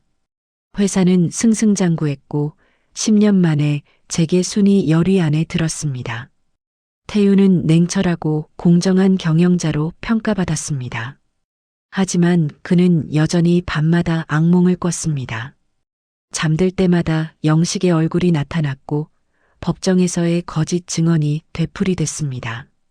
미숙은 남편이 수면제 없이는 잠을 못 자는 것을 알고 있었지만 이유를 묻지 않았습니다. 그저 곁에 있어줄 뿐이었죠. 한편 최만식의 아들 최진우는 태윤 밑에서 차근차근 성장했습니다. 태윤은 진우를 친아들처럼 아꼈습니다. 아마도 최만식에 대한 죄책감 때문이었을 겁니다. 진우는 영리하고 야심찬 청년이었습니다. 2000년 35살의 나이에 상무로 승진했고 2003년에는 부회장이 됐습니다. 태윤은 언젠가 진우에게 회사를 물려줄 생각이었습니다. 하지만 진우에게는 비밀이 하나 있었습니다. 1995년 아버지 최만식의 사망 5년 후 진우는 아버지의 비밀 금고를 발견했습니다. 금고 안에는 또 다른 다이어리가 들어 있었습니다. 태윤이 받은 것보다 더 상세한 버전이었죠. 진우는 그 다이어리를 읽으며 온몸이 얼어붙었습니다. 아버지가 조기섭을 살해했다는 것, 박영식에게 누명을 씌웠다는 것, 노태윤을 협박했다는 것. 모든 진실이 그 안에 적혀 있었습니다. 진우는 선택의 기로에 섰습니다. 이 진실을 밝힐 것인가, 묻어버릴 것인가. 그는 후자를 택했습니다. 이 진실이 밝혀지면 회사가 무너질 것이고 자신의 미래도 끝날 것이기 때문이었죠. 진우는 다이어리를 불태웠습니다. 하지만 그 내용은 자신의 머릿속에 깊이 새겨졌습니다. 그리고 그는 결심했습니다. 언젠가 노태윤이 진실을 밝히려 한다면 그때는 막아야겠다고. 2005년 10월 노태윤은 우연히 신문사회면에서 작은 기사를 발견했습니다. 장기 수감자 출소 예정. 교도소 박영식 씨 내년 11월 출소 30년 만에 출소. 태윤은 신문을 쥔 손이 떨렸습니다. 영식 형이 곧 나온다는 생각에 가슴이 철렁 내려앉았죠. 그날 밤 태윤은 30년 만에 처음으로 서재 사물함을 열었습니다. 안에는 영식의 신문 스크랩, 공장 단체 사진, 그리고 최만식의 다이어리가 들어 있었습니다. 태윤은 다이어리를 다시 꺼내 읽었습니다. 박영식을 찾아가라. 진실을 말하라. 태윤은 결심했습니다. 이제는 더 이상 도망칠 수 없다고. 그날 밤 태윤은 변호사를 불러 유언장을 작성했습니다. 전 재산을 사회에 환원하고 특히 억울한 누명을 쓴 사람들을 돕는 재단을 만들겠다는 내용이었습니다. 변호사는 깜짝 놀랐지만 태윤의 단호한 표정에 더 이상 묻지 않았습니다. 그리고 한 달 후 태윤의 집에 등기우편 하나가 도착했습니다. 발신인은 김순자. 그 편지를 뜯는 순간 태윤은 모든 것이 움직이기 시작했다는 걸 느꼈습니다. 30년간 멈춰있던 시간이 다시 흐르기 시작한 겁니다. 2005년 11월 15일 오전 7시 40분 교도소 앞 버스 정류장 벤치에 앉은 김순자는 떨리는 손으로 낡은 첨보다리를 무릎 위에 올려놓고 있었습니다. 70살의 이 할머니는 지난 30년을 이 순간을 위해 살아왔다고 해도 과언이 아니었습니다. 보따리 안에는 30권의 일기장이 들어 있었습니다. 1975년부터 2005년까지 단 하루도 빠짐없이 적어온 기록들. 그녀의 손은 나이 탓도 있었지만 긴장 때문에 더욱 심하게 떨리고 있었습니다. 멀리서 검은색 승용차 한 대가 천천히 다가오는 게 보였습니다. 순자는 숨을 깊이 들이마셨습니다. 드디어 때가 왔구나. 차가 정류장 앞에 멈춰섰고 운전석에서 한 남자가 내렸습니다. 노태윤이었습니다. 68살의 이 남자는 값비싼 코트를 입고 있었지만 얼굴엔 30년 묵은 피로가 가득했습니다. 순자는 벤치에서 일어나려 했지만 무릎이 떨려 제대로 일어서질 못했습니다. 태윤이 천천히 다가왔습니다. 두 사람의 눈이 마주쳤고 그 순간 30년 전 그날 밤이 생생하게 되살아났습니다. 불타는 공장, 비명소리, 그리고 두 사람 모두가 지켜본 진실. 노 회장님? 순자의 목소리는 가늘게 떨렸습니다. 태윤은 천천히 고개를 숙였습니다. 오랜만입니다, 순자 씨. 태윤은 순자 옆 벤치에 앉았습니다. 두 사람 사이에 무거운 침묵이 흘렀습니다. 새벽 공기는 차갑고 교도소 주변은 아직 조용했습니다. 순자가 먼저 입을 열었습니다. 편지 받으셨죠? 네, 받았습니다. 죄송합니다. 30년이나 지나서야 연락드려서. 태윤은 고개를 저었습니다. 아닙니다. 오히려 제가 감사해야죠. 순자 씨가 용기를 내주셔서. 순자는 무릎 위에 보따리를 쓰다듬었습니다. 전 비겁했어요. 30년 동안 입 다물고 살았으니까요. 최 사장님한테 돈 받고 아이들 핑계대고 그렇게 도망쳤죠. 태윤은 순자를 바라봤습니다. 그녀의 얼굴엔 30년간 쌓인 죄책감이 주름처럼 새겨져 있었습니다. 저도 마찬가지였습니다. 순자 씨만 그런 게 아니에요. 회장님은 그래도 성공하셨잖아요. 큰 회사 만드시고. 성공이요? 태윤은 쓴웃음을 지었습니다. 이게 성공이라면 전 차라리 실패하는 게 나았을 겁니다. 30년 동안 단 하루도 편히 잔 적이 없어요. 매일 밤 악몽을 꿨습니다. 영식형 얼굴이 나타나고 법정에서 제 목소리가 들리고 미칠 것 같았어요. 순자의 눈에 눈물이 고였습니다. 저도요. 저도 매일 밤 그 장면들이 떠올라서 잠을 못 잤어요. 조기섭 팀장이 떨어지는 모습, 최 사장이 그를 미는 모습. 태윤이 순자를 돌아봤습니다. 순자 씨, 그날 밤 뭘 보셨습니까? 순자는 천천히 고개를 들었습니다.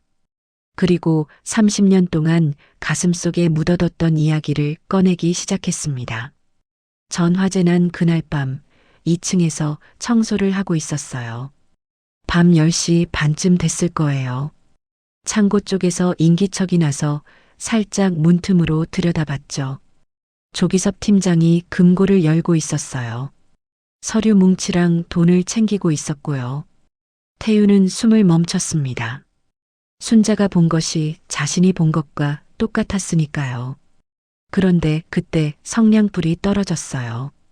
조기섭 팀장이 담배 피우려다가 실수로 떨어뜨린 것 같았어요. 그게 옷감 더미에 붙었고 순식간에 불이 번졌죠. 순자는 손수건으로 눈물을 닦았습니다.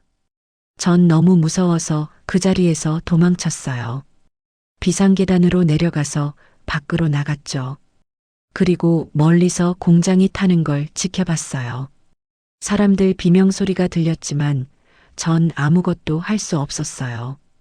태윤은 고개를 끄덕였습니다. 박영식 씨는 그날 밤 공장에 없었죠? 네, 없었어요. 오후 6시에 퇴근하는 걸 제 눈으로 봤습니다. 딸 병원 간다고 하더라고요. 두 사람은 동시에 한숨을 내쉬었습니다. 박영식은 완전히 무죄였던 겁니다. 순자는 계속해서 말했습니다. 그리고 사흘 후 밤에 전 공장 기숙사에 살고 있었거든요. 잠이 안 와서 창가에 서 있었는데 공장 사무실에 불이 켜진 게 보였어요. 밤 11시쯤이었을 거예요. 태우는 긴장한 표정으로 순자를 바라봤습니다. 사무실 창문 너머로 두 사람이 보였어요. 최만식 사장님이랑 조기섭 팀장. 조 팀장이 서류를 들고 뭐라 소리치고 있었고 최 사장은 책상을 주먹으로 내리치고 있었어요. 1시간쯤 지나니까 최 사장이 조 팀장한테 술을 따르더라고요. 조 팀장은 처음엔 거부하는 것 같았는데 결국 마셨어요. 순자의 목소리가 떨렸습니다. 새벽 1시쯤 두 사람이 옥상으로 올라갔어요. 전 계속 지켜보고 있었어요. 뭔가 이상한 느낌이 들어서요. 옥상 난간 근처에서 두 사람이 얘기하고 있었는데 조 팀장이 비틀거리고 있었어요. 술에 취한 것 같았죠. 그때 최 사장이 순자는 말을 잇지 못하고 흐느꼈습니다. 태우는 순자의 어깨에 손을 얹었습니다. 밀었습니다. 최 사장이 조 팀장을 난간 너머로 밀었어요. 조 팀장이 떨어졌고 비명소리도 안 들렸어요. 전 그 자리에서 얼어붙었죠. 태윤의 얼굴이 창백해졌습니다. 최만식의 다이어리에 적힌 내용이 사실이었던 겁니다. 최 사장은 잠시 아래를 내려다보더니 주머니에서 뭔가를 꺼내 난간을 닦았어요. 손수건이었던 것 같아요. 그리고 조용히 옥상을 내려왔죠. 순자는 보따리를 풀었습니다. 안에서 오래된 공책 하나를 꺼냈습니다. 첫 페이지를 펼치자 1975년 4월 17일이라는 날짜가 적혀 있었습니다. 전 그날부터 매일 일기를 썼어요. 본 것, 들은 것, 느낀 것 전부 다요. 30년 동안 하루도 빠짐없이 적었습니다. 태우는 일기장을 받아들고 첫 페이지를 읽었습니다. 1975년 4월 17일 나는 2층 복도에서 청소를 하다가 창고 쪽에서 인기척을 들었다. 문틈으로 들여다보니 조기섭 팀장이 금고를 열고 서류와 돈을 챙기고 있었다. 태우는 페이지를 넘겼습니다. 순자의 글씨는 때로는 흔들리고 때로는 또박또박했지만 모든 문장엔 진실이 담겨 있었습니다. 왜 이제야? 왜 30년이나 지난 지금에야 꺼내신 겁니까? 순자는 고개를 숙였습니다. 무서웠어요. 최 사장님이 제 아이들을 협박했거든요. 아들들 잘 키우시라고 하면서요. 전 그게 너무 무서워서 입을 다물었어요. 그리고 100만 원을 받았어요. 큰 돈이었죠. 그 돈으로 아이들 학교 보냈어요. 순자의 눈물이 뚝뚝 떨어졌습니다. 하지만 매일 밤 악몽을 꿨어요. 박영식 씨가 법정에서 고개 숙이는 모습, 그 부인이 우는 모습, 전 성당에 다니면서 용서를 빌었지만 소용없었어요. 그래서 일기를 쓴 겁니다. 언젠가는 이걸 세상에 내놓아야 한다고 생각했어요. 태우는 일기장을 덮었습니다. 아드님들은 지금 어떻게 지내십니까? 큰애는 회사 다니고 작은애는 의사가 됐어요. 둘 다 잘 자랐죠. 작년에 작은애가 제게 집을 사줬어요. 이제 빚도 다 갚았고 손주들도 다 컸고 이제는 떳떳하게 진실을 말할 수 있을 것 같았어요. 순자는 보따리에서 나머지 일기장들을 꺼냈습니다. 30권의 공책이 벤치 위에 쌓였습니다. 이게 전부 증거입니다. 30년 동안 제가 본 것, 들은 것, 느낀 것, 그리고 최 사장한테 받은 100만 원 영수증도 여기 있어요. 1975년 4월 24일자로 제 이름 앞으로 나온 거예요. 태우는 일기장들을 하나하나 넘겨봤습니다. 어떤 날은 한 줄밖에 안 적혀 있었고 어떤 날은 몇 페이지씩 빼곡했습니다.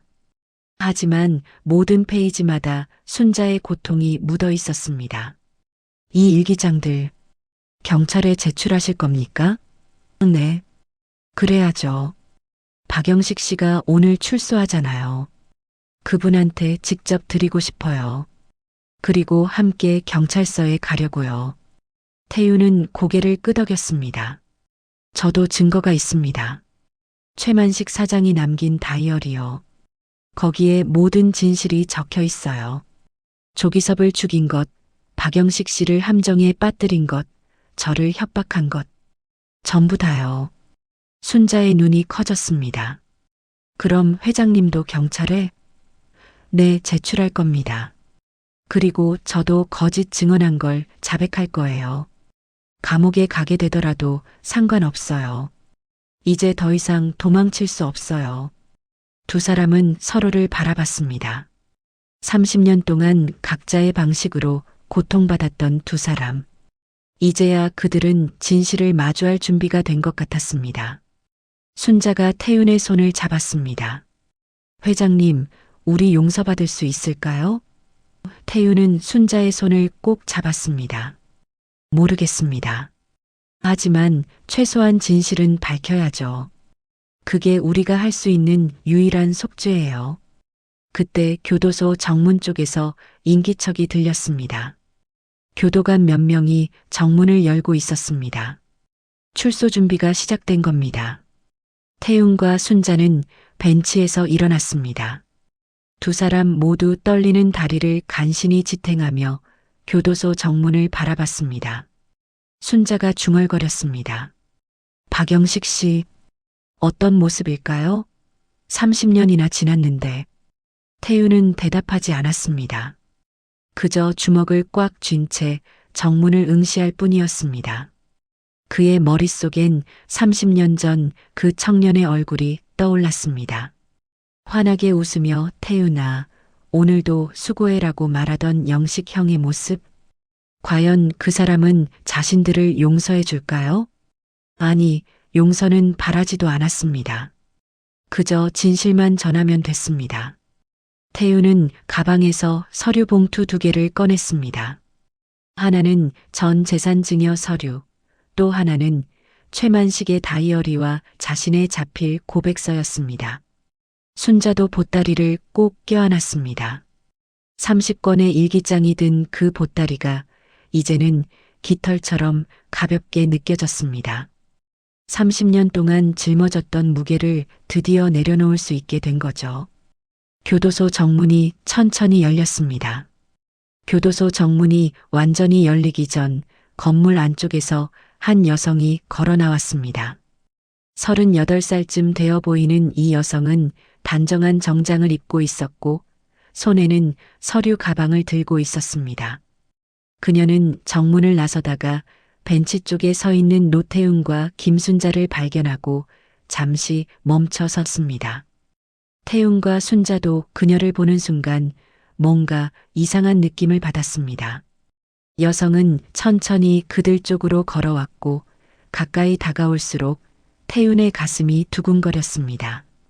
뭔가 낯익은 느낌이었거든요. 실례지만 어떤 분 면회이신가요?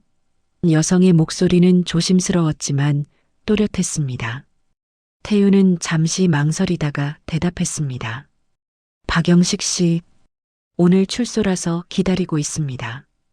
여성의 얼굴이 순간 굳어졌습니다. 그녀는 태윤을 똑바로 바라봤고 태윤은 그 눈빛에서 뭔가를 느꼈습니다. 슬픔과 원망, 그리고 오랜 기다림이 섞인 눈빛이었습니다. 박영식을 아세요? 여성의 목소리가 떨렸습니다. 순자가 한 걸음 앞으로 나서며 물었습니다. 혹시 수진이 아니시죠? 여성의 눈이 커졌습니다. 제 이름을 어떻게 아세요? 태윤은 그 순간 모든 것을 깨달았습니다. 이 여성이 박영식의 딸 박수진이었던 겁니다. 죽었다고 알려진 그 아이가 살아 있었습니다. 수지는 두 사람을 번갈아 보며 물었습니다. 두 분이 우리 아버지를 아시는 겁니까? 태유는 입술을 깨물었습니다. 뭐라고 대답해야 할지 몰랐습니다. 순자가 먼저 입을 열었습니다. 저는 30년 전 그 공장에서 청소부로 일했던 김순자입니다. 수진의 얼굴이 창백해졌습니다. 공장이요? 그 화재 사건 말씀이신가요? 네, 맞습니다. 수진은 태윤을 바라봤습니다. 그럼 선생님은요? 저는 노태윤입니다. 그때 야간 경비로 태윤의 목소리가 점점 작아졌습니다. 수진은 두 사람을 빤히 쳐다보다가 갑자기 물었습니다. 우리 아버지가 정말 방화범이었나요? 침묵이 흘렀습니다. 태윤과 순자는 서로를 쳐다봤습니다. 수진은 그 침묵 속에서 답을 읽었습니다. 아니었군요. 수진의 눈에서 눈물이 흘러내렸습니다. 저는 30년 동안 아버지가 범죄자라고 믿고 살았어요. 어머니가 그렇게 말했거든요. 내 아빠는 나쁜 짓을 해서 감옥에 갔다고. 수지는 주머니에서 손수건을 꺼내 눈물을 닦았습니다. 어머니는 제가 10살 때 돌아가셨어요. 빚더미에 앉아서 감당하지 못하고 스스로 목숨을 끊으셨죠. 저는 그때부터 혼자였어요. 고아원에서 자라고 장학금 받아서 대학 나오고. 순자가 수진의 손을 잡았습니다. 수진 씨, 당신 백혈병이었죠? 네, 어떻게 아세요? 당신 아버지가 당신을 살리기 위해서 모든 걸 희생하신 겁니다. 수진은 고개를 저었습니다. 무슨 말씀이세요? 전 치료를 제대로 받지도 못했어요. 돈이 없어서 공립병원에서 간신히 치료받았고 기적적으로 살아났을 뿐이에요. 태윤이 나지막이 말했습니다. 최만식이라는 공장주가 당신 아버지에게 약속했습니다. 방화를 자백하면 당신 치료비를 대주겠다고. 하지만 그 약속은 지켜지지 않았어요. 한 달에 10만 원씩 석 달 보내다가 끊었죠. 수지는 그 자리에 주저앉을 뻔했습니다. 순자가 얼른 부축했습니다. 그럼 아버지는 저 때문에. 네. 당신을 살리기 위해 30년을 감옥에서 보내신 겁니다. 수지는 소리 없이 울었습니다. 어깨가 들썩거리고 눈물이 멈추지 않았습니다. 30년 동안 품었던 원망, 아버지를 버렸다는 죄책감, 혼자 살아남았다는 미안함, 모든 감정이 한꺼번에 터져 나왔습니다. 태윤은 자신의 가방에서 최만식의 다이어리를 꺼냈습니다. 이걸 보세요. 최만식이 남긴 기록입니다. 수지는 떨리는 손으로 다이어리를 받아들었습니다. 페이지를 넘기며 읽는 그녀의 얼굴은 점점 더 일그러졌습니다. 박영식은 무죄다. 하지만 희생양이 필요했다. 그의 딸이 백혈병이라는 걸 알았다. 나는 그 약점을 이용했다. 수지는 다이어리를 떨어뜨릴 뻔했습니다. 이게 진실이었어요? 네. 그리고 저는. 태윤은 말을 잇지 못했습니다. 수진이 그를 바라봤습니다. 선생님은 뭘 하셨는데요? 저는 법정에서 거짓 증언을 했습니다. 당신 아버지가 그날 밤 공장에 있었다고. 하지만 그건 거짓말이었어요. 전 최만식에게 돈을 받고 거짓 증언을 한 겁니다. 태윤의 목소리는 떨렸습니다. 수지는 그를 멍하니 바라봤습니다. 왜 그러셨어요? 살아야 했으니까요. 제가 좋아하던 여자가 화재로 다쳤고 수술비가 필요했어요. 저는 비겁했습니다. 수지는 고개를 돌렸습니다. 화가 났지만 동시에 이해도 됐습니다. 그들도 어쩔 수 없었던 거겠죠. 순자가 조심스럽게 물었습니다. 수진 씨, 여기서 뭘 하시는 겁니까? 저는 이 교도소 교육 담당 교사예요. 네. 태윤과 순자가 동시에 놀란 표정을 지었습니다. 수지는 쓴웃음을 지었습니다. 5년 전에 이곳으로 발령받았어요. 우연이었죠. 그런데 수감자 명단을 보다가 아버지 이름을 발견했어요. 그때 알았어요. 아버지가 여기 계시다는 걸. 그럼 면회는 한 번도 안 갔어요. 용기가 나지 않았어요. 30년 동안 원망하며 살았는데 갑자기 어떻게 얼굴을 보겠어요. 수지는 눈물을 닦았습니다. 하지만 멀리서 지켜봤어요. 교육 프로그램 참여하시는 거, 운동하시는 거, 도서관에서 책 읽으시는 거 다 봤어요. 아버님이 아셨나요? 모르실 거예요. 전 교사 신분이었으니까요.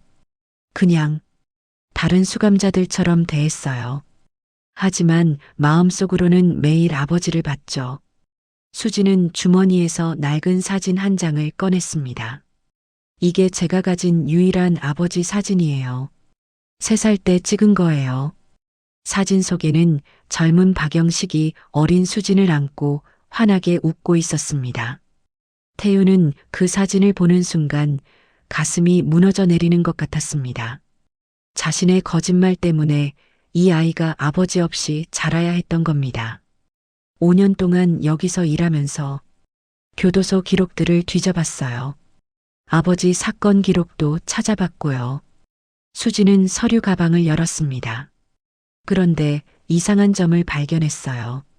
면회 기록에 15년 전부터 매년 한 번씩 같은 사람이 아버지를 찾아왔더라고요. 태윤이 물었습니다. 누구였습니까? 최진우라는 사람이요. 대한물산 부회장이라고 하던데. 태윤의 얼굴이 굳어졌습니다. 최진우가 당신 아버지를 면회했다고요? 네. 매년 11월 15일 아버지 출소 예정일에 맞춰서 왔어요. 정확히 15년 동안요. 순자가 물었습니다. 무슨 얘기를 나눴는지 아세요? 면회는 녹음이 안 되니까 정확히는 모르죠. 하지만 면회록에 적힌 메모가 있었어요. 출소 후 보상에 대한 논의라고. 태윤은 주먹을 불끈 쥐었습니다. 최진우가 15년 동안 영식을 만나러 왔다는 것, 그리고 출소 후 보상을 얘기했다는 것. 이건 협박이었습니다. 입 다물고 있으면 보상해주겠다는 회유였던 거죠. 수진 씨, 혹시 그 면회 기록 사본 있습니까? 네, 여기요. 수진은 가방에서 서류 몇 장을 꺼냈습니다. 15년치 면회 기록이 빼곡히 적혀 있었습니다. 태윤은 그 서류를 받아들고 이를 악물었습니다. 이 자식이. 회장님, 최진우가 누구죠? 순자가 물었습니다. 최만식의 아들입니다. 그리고 우리 회사 부회장이고요. 제가 키워준 사람이에요. 태윤은 씁쓸하게 웃었습니다. 저는 그 친구가 아무것도 모른다고 생각했어요. 하지만 알고 있었던 거군요. 15년 전부터. 순자가 한숨을 쉬었습니다. 그럼 회장님 기부 선언도 알고 있겠네요. 당연하죠. 어제 기자회견 봤을 테니까. 그때 태윤의 휴대전화가 울렸습니다. 발신자는 최진우였습니다. 태윤은 전화를 받았습니다. 여보세요. 회장님, 지금 어디 계십니까? 진우의 목소리는 차갑게 가라앉아 있었습니다. 교도소요. 거기서 뭐 하십니까? 박영식 씨 출소일이니까. 마중 나왔죠. 전화기 너머로 진우가 숨을 내쉬는 소리가 들렸습니다. 회장님, 그분 만나시면 안 됩니다. 왜죠? 그 사람. 출소하면 회장님을 협박할 겁니다. 30년 전 거짓 증언 폭로하겠다고요. 태윤은 코웃음을 쳤습니다. 협박이요? 박영식 씨가 왜 날 협박합니까? 그야 돈 때문이죠. 회장님 전 재산 기부 소식 들었을 텐데 자기한테 달라고 할 겁니다. 자네는 박영식 씨를 15년 동안 만나러 갔더군. 진우가 침묵했습니다. 태윤은 계속해서 말했습니다. 출소 후 보상 얘기하러 갔다며? 사실은 협박한 거 아닙니까? 입 다물고 있으라고. 회장님, 제가 10분 안에 도착합니다. 그때까지 아무것도 하지 마십시오. 늦었어. 난 이미 결정했으니까. 태유는 전화를 끊었습니다. 수진이 물었습니다. 무슨 일이에요? 최진우가 오고 있습니다. 막으려고요. 뭘 막으려는 거죠? 진실을요. 태유는 수진의 손을 잡았습니다. 수진 씨, 당신 아버지는 완전히 무죄입니다.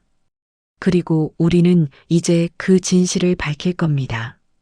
뒤늦었지만 반드시요. 수진은 눈물을 흘리며 고개를 끄덕였습니다. 순자도 보따리를 꼭 껴안았습니다. 세 사람은 교도소 정문을 바라봤습니다. 정문이 완전히 열리고 안쪽에서 한 남자가 천천히 걸어 나오기 시작했습니다. 흰머리가 성성한 노인, 수척한 몸, 하지만 고든 자세. 박영식이었습니다. 30년 만에 자유의 몸이 된 그 남자는 햇빛을 보며 잠시 멈춰 섰습니다. 그리고 천천히 고개를 돌려 세 사람을 바라봤습니다. 박영식은 교도소 정문을 완전히 빠져나와 햇빛 아래 섰습니다. 67살의 이 남자는 30년이라는 세월을 고스란히 얼굴에 새기고 있었습니다. 흰머리, 깊게 파인 주름, 수척해진 몸.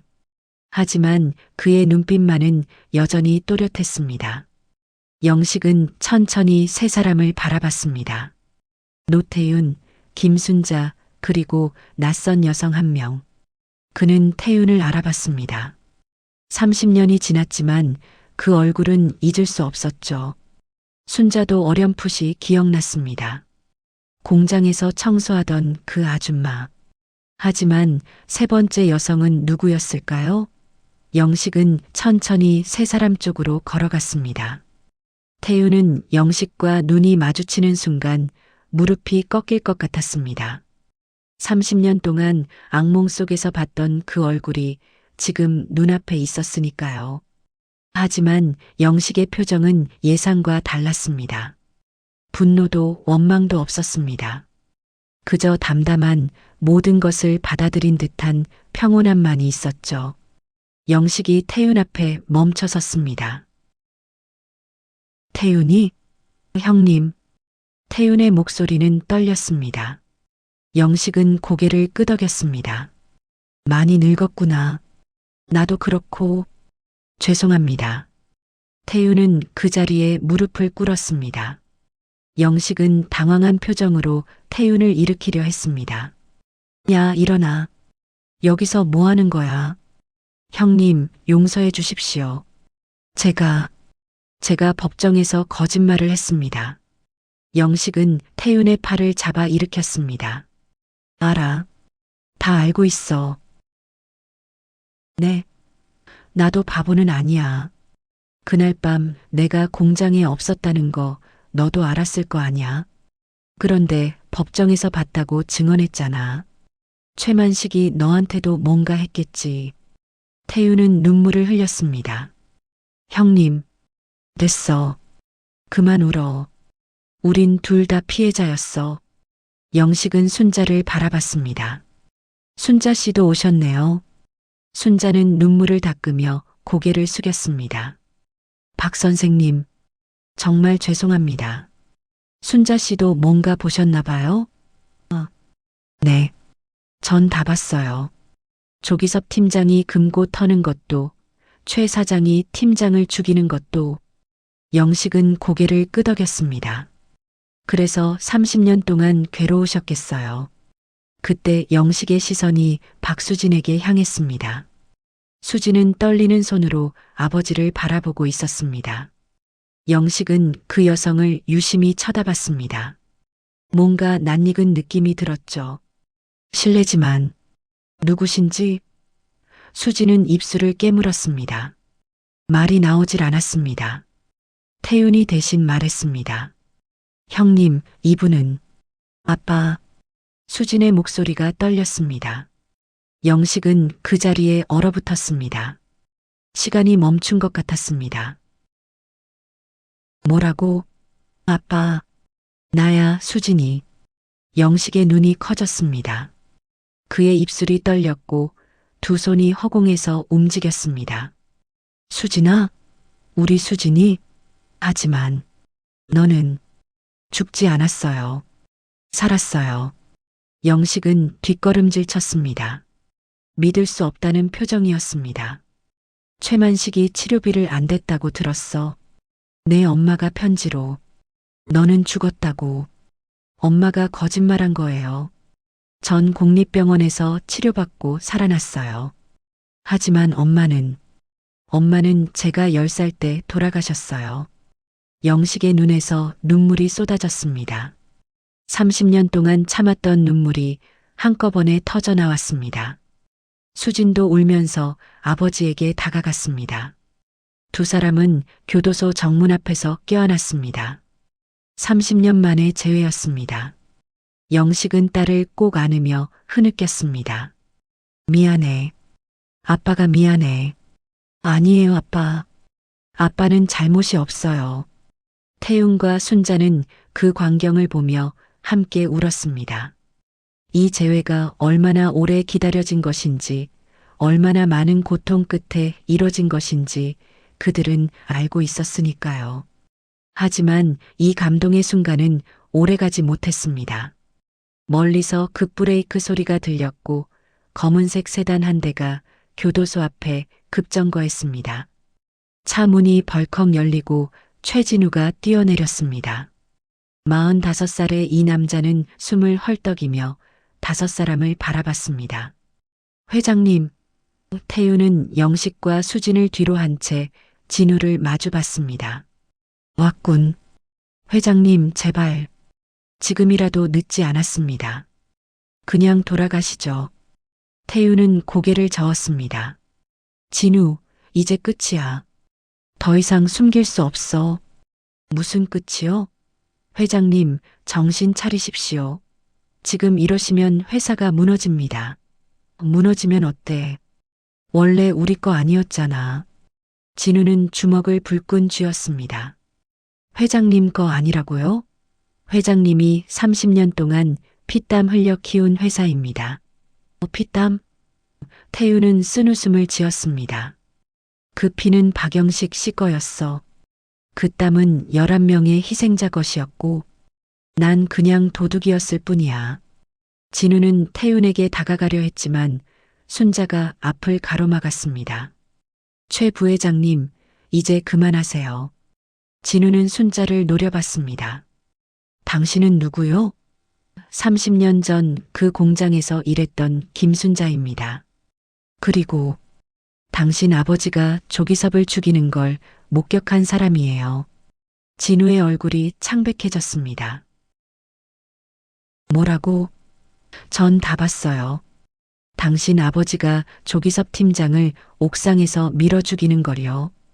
그리고 30년 동안 일기로 기록했죠. 순자는 보따리를 펼쳤습니다. 30권의 일기장이 쏟아져 나왔습니다. 진우는 그 일기장들을 보며 뒷걸음질 쳤습니다. 그건 증거가 안 됩니다. 30년 전 일이잖아요. 증거는 충분해. 태윤이 가방에서 최만식의 다이어리를 꺼냈습니다. 내 아버지가 직접 쓴 자백서야. 조기섭을 죽인 것, 박영식 씨에게 누명을 씌운 것, 나를 협박한 것, 다 적혀 있어. 진우는 다이어리를 빼앗으려 했지만 태윤이 재빨리 뒤로 물러났습니다. 소용없어. 이미 복사본을 변호사한테 보냈어. 그리고 오늘 오후에 검찰에 제출될 거야. 진우는 이를 악물었습니다. 회장님, 왜 이러십니까? 우린 한 배를 탄 사람들 아닙니까? 회장님도 거짓 증언하셨잖아요. 맞아. 나도 공범이지. 그래서 나도 자백할 거야. 감옥 갈 준비는 됐어. 진우는 믿을 수 없다는 표정으로 고개를 저었습니다. 미쳤군요. 완전히 미쳤어. 미친 건 내 아버지였어. 그리고 그 미친 짓을 숨긴 너도 마찬가지고.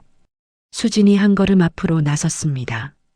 최 부회장님, 당신은 15년 동안 우리 아버지를 찾아왔죠? 진우는 수진을 쳐다봤습니다. 당신은 누구요? 박영식의 딸입니다. 그리고 이 교도소 교사예요. 당신 면회 기록 다 봤어요. 수진은 가방에서 서류를 꺼냈습니다. 15년 동안 매년 11월 15일마다 왔죠. 출소 후 보상에 대해 논의했다고 적혀 있던데 사실은 협박한 거 아닙니까? 진우의 얼굴이 일그러졌습니다. 협박이 아니라 합의였어요. 입 다물고 있으면 보상해주겠다고 한 거죠. 그게 협박이에요. 수진의 목소리가 커졌습니다. 우리 아버지는 아무 죄도 없는데 30년을 감옥에서 보냈어요. 그런데 당신은 진실을 알고도 입 다물라고 협박한 거잖아요. 진우는 손을 저었습니다. 아니, 난 회사를 지키려고. 회사? 더러운 돈으로 세운 회사요? 영식이 조용히 말했습니다. 진우는 영식을 돌아봤습니다. 영식은 담담한 표정으로 진우를 바라보고 있었습니다. 최 부회장, 당신이 15년 동안 한 말 기억하시오? 조용히 있으면 출소 후 10억 드리겠습니다라고 했죠. 그건 난 한 번도 믿지 않았소. 당신이 돈을 줄 리 없다는 걸 알았어요. 당신 목적은 나를 묶어두는 거였으니까. 영식은 한 걸음 다가갔습니다.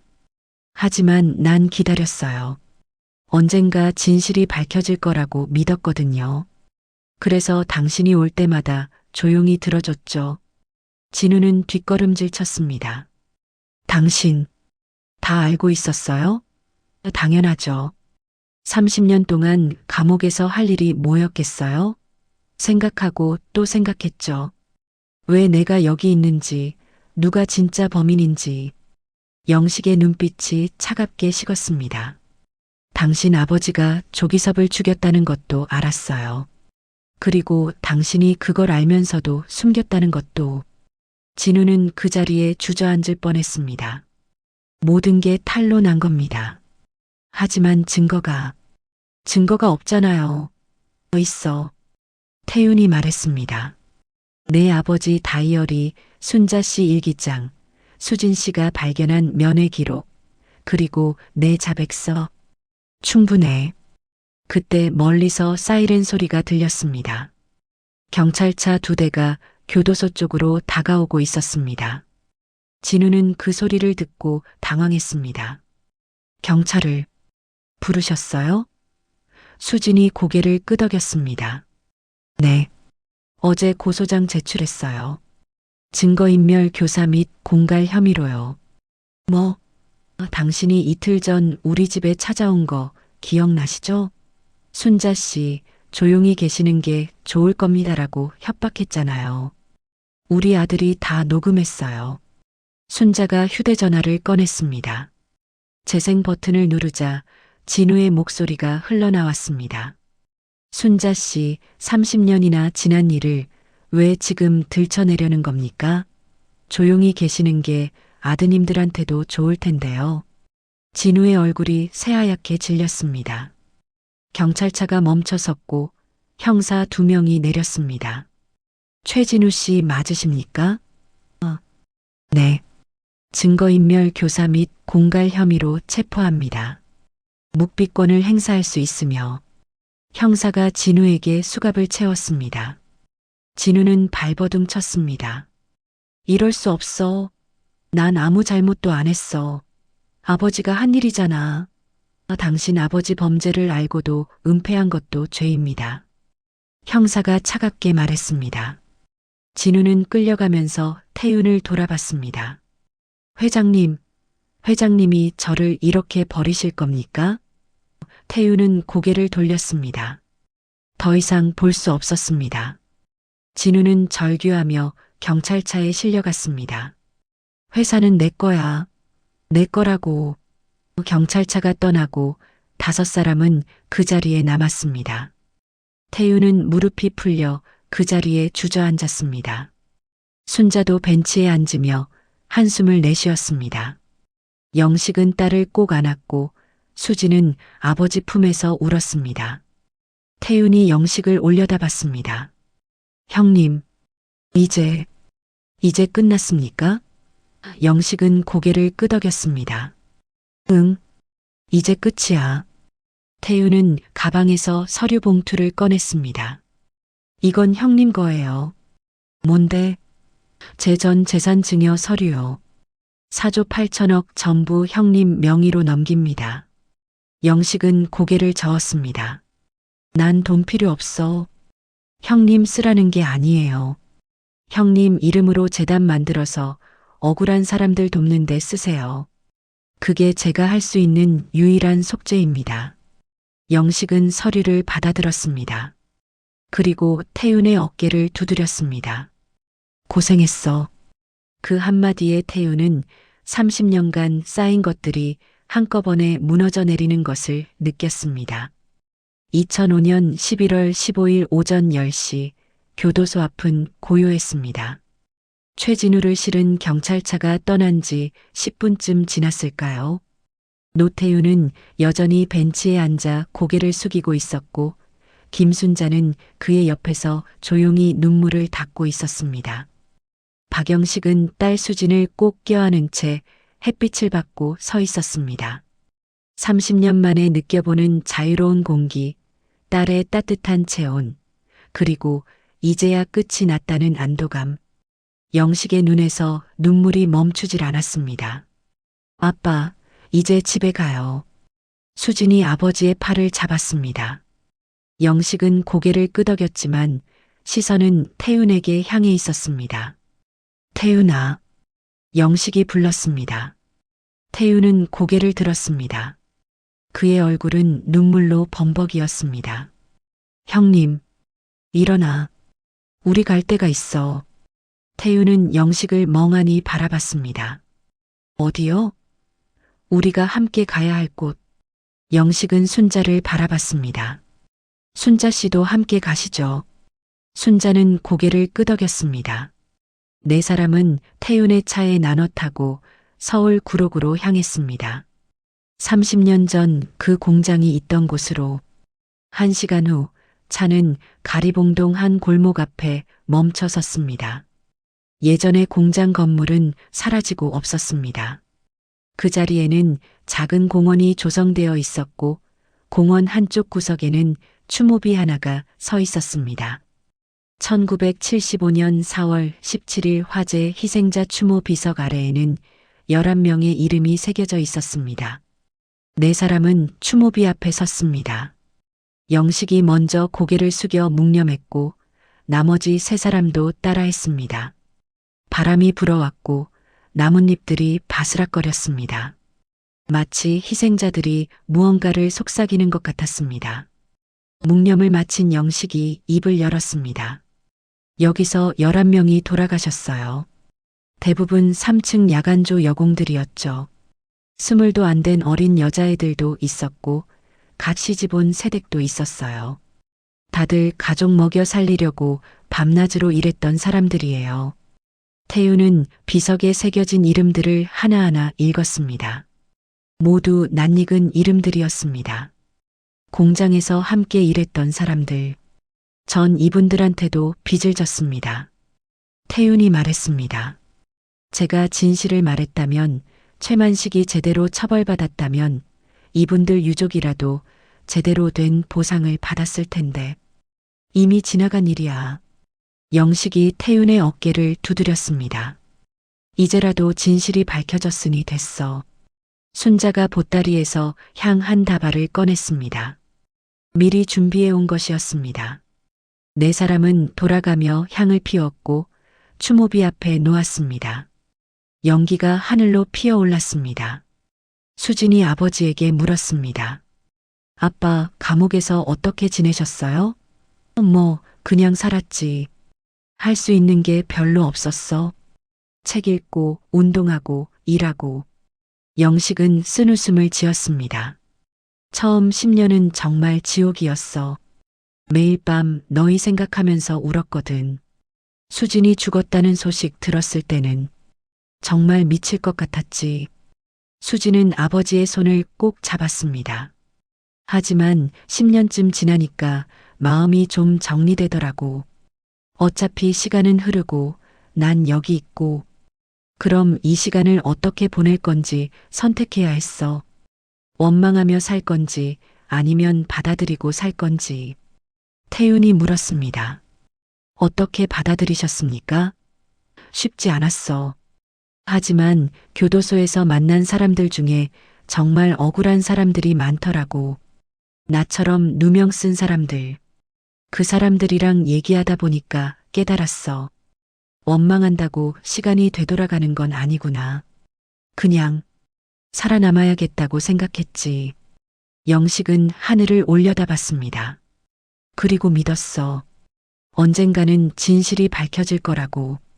내가 살아서 나가면 그때 모든 걸 바로잡을 수 있을 거라고. 순자가 물었습니다. 최진우가 찾아왔을 때 화나지 않으셨어요? 화났지. 처음에는 진짜 죽여버리고 싶었어. 그 자식 아버지가 나한테 한 짓 생각하면. 영식은 주먹을 쥐었습니다. 하지만 그 자식 얼굴 보니까 불쌍하더라고. 아버지 죄를 짊어지고 사는 거잖아. 나처럼. 태윤은 영식의 말에 가슴이 뭉클했습니다. 30년을 억울하게 갇혀 있었던 사람이 가해자의 아들을 불쌍하게 여기다니. 형님은 정말 대단하십니다. 대단한 게 아니야. 그냥 지친 거지. 미워하는 것도 힘들어. 차라리 용서하는 게 편해. 영식은 태윤을 돌아봤습니다. 태윤아, 너도 이제 편히 살아. 30년 동안 고생했잖아. 하지만 전 감옥에 가야. 안 가도 돼. 영식이 고개를 저었습니다. 내 거짓 증언은 협박 때문이었어. 변호사 선임하면 집행유예 받을 거야. 그래도 됐어. 너까지 감옥 가면 누가 재단 운영해? 내 이름으로 만든다며? 태윤은 영식의 손을 잡았습니다. 형님, 정말 감사합니다. 감사는 무슨. 우린 그냥 살아남은 거야. 영식은 태윤의 손을 꼭 쥐었습니다. 두 사람의 눈에서 눈물이 흘렀습니다. 30년 만에 진짜 화해가 이루어지는 순간이었습니다. 순자가 보따리에서 일기장 한 권을 꺼냈습니다. 마지막 권이었습니다. 이거 드릴게요. 뭔데요? 제 일기장이에요. 30년 동안 쓴 거. 여기 다 적혀 있어요. 제가 본 것, 느낀 것, 후회한 것. 순자는 일기장을 영식에게 건넸습니다. 읽어보세요. 그리고 용서해 주세요. 영식은 일기장을 받아들고 첫 페이지를 펼쳤습니다. 1975년 4월 17일. 오늘 끔찍한 일이 일어났다. 나는 진실을 보았지만 말하지 못했다. 나는 비겁했다. 영식은 일기장을 덮고 순자를 바라봤습니다. 순자 씨도 피해자예요. 용서할 게 없어요. 순자는 영식의 손을 잡고 울었습니다. 네 사람은 추모비 앞에 나란히 섰습니다. 68살의 노태윤, 67살의 박영식, 70살의 김순자, 38살의 박수진. 네 사람 모두 각자의 방식으로 30년을 견뎌온 사람들이었습니다. 영식이 말했습니다. 이제 다 끝났어요. 우리 이제 앞만 보고 삽시다. 태윤이 고개를 끄덕였습니다. 네, 형님. 재단 이름은 뭐로 할까요?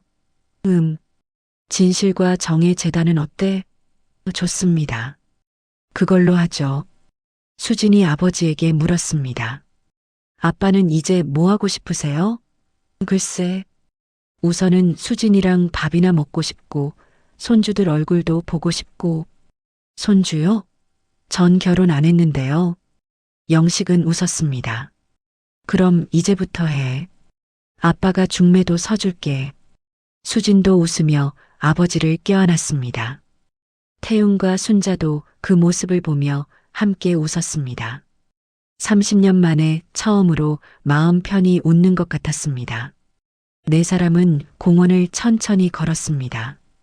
가을 햇살이 따스하게 내리쬐었고 단풍잎들이 바람에 흩날렸습니다. 태윤이 문득 물었습니다. 형님, 그때 법정에서 왜 저를 그런 눈으로 보셨어요? 무슨 눈? 원망하지 않는 눈요. 마치 괜찮다고 말하는 것 같았어요.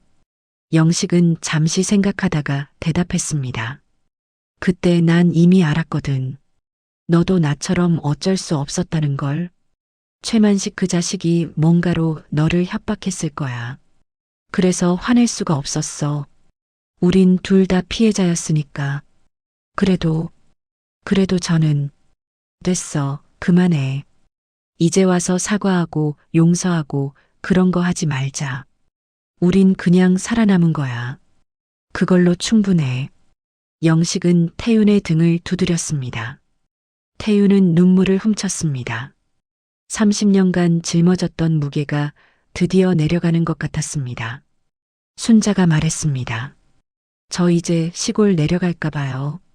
작은 애가 경기도에 집 하나 마련해 줬거든요. 거기서 손주들이나 돌보면서 살려고요. 좋으시겠어요. 영식이 말했습니다. 가끔 서울 올라오세요. 같이 밥이나 먹고. 그럴게요. 박 선생님도 건강하세요.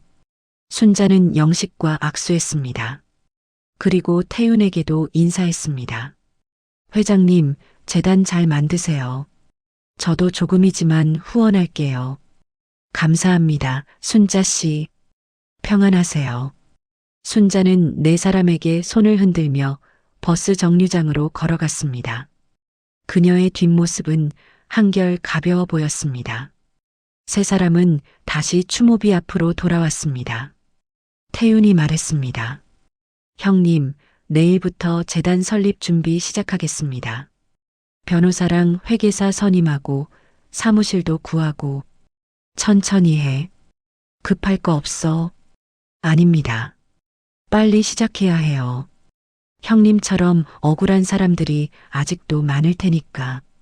영식은 고개를 끄덕였습니다. 고맙네. 감사는 무슨요. 제가 해야 할 일입니다. 수진이 아버지와 태윤을 번갈아 보며 말했습니다. 저도 돕겠습니다. 제가 법률 상담 자원봉사 했었거든요. 재단에서 일할게요. 수진아, 넌 일이 있잖아. 교사직은 사직하고 재단에 집중할게요. 이게 제가 할 수 있는 일이에요. 영식은 딸을 꼭 안았습니다. 고맙다, 수진아. 아빠, 전 30년 동안 아빠한테 아무것도 못 해드렸어요. 이제부터라도 함께 있고 싶어요.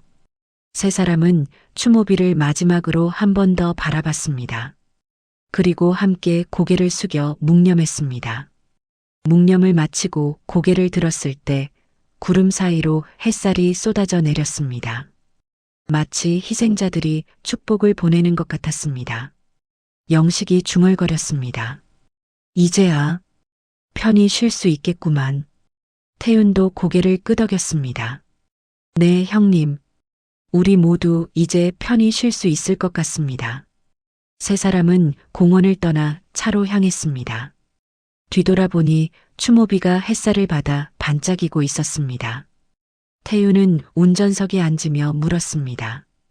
형님, 어디로 갈까요? 수진이 집으로 가자. 오늘은 딸이랑 밥 먹고 싶어? 알겠습니다. 차가 출발했습니다. 뒷좌석에서 영식과 수진은 서로 손을 잡고 창밖을 바라봤습니다. 서울거리는 활기차게 움직이고 있었고 사람들은 각자의 삶을 살아가고 있었습니다. 영식은 그 모든 광경이 새롭게 느껴졌습니다. 30년 만에 처음 보는 자유로운 세상이었으니까요. 태윤은 룸미러로 영식과 수진을 바라봤습니다.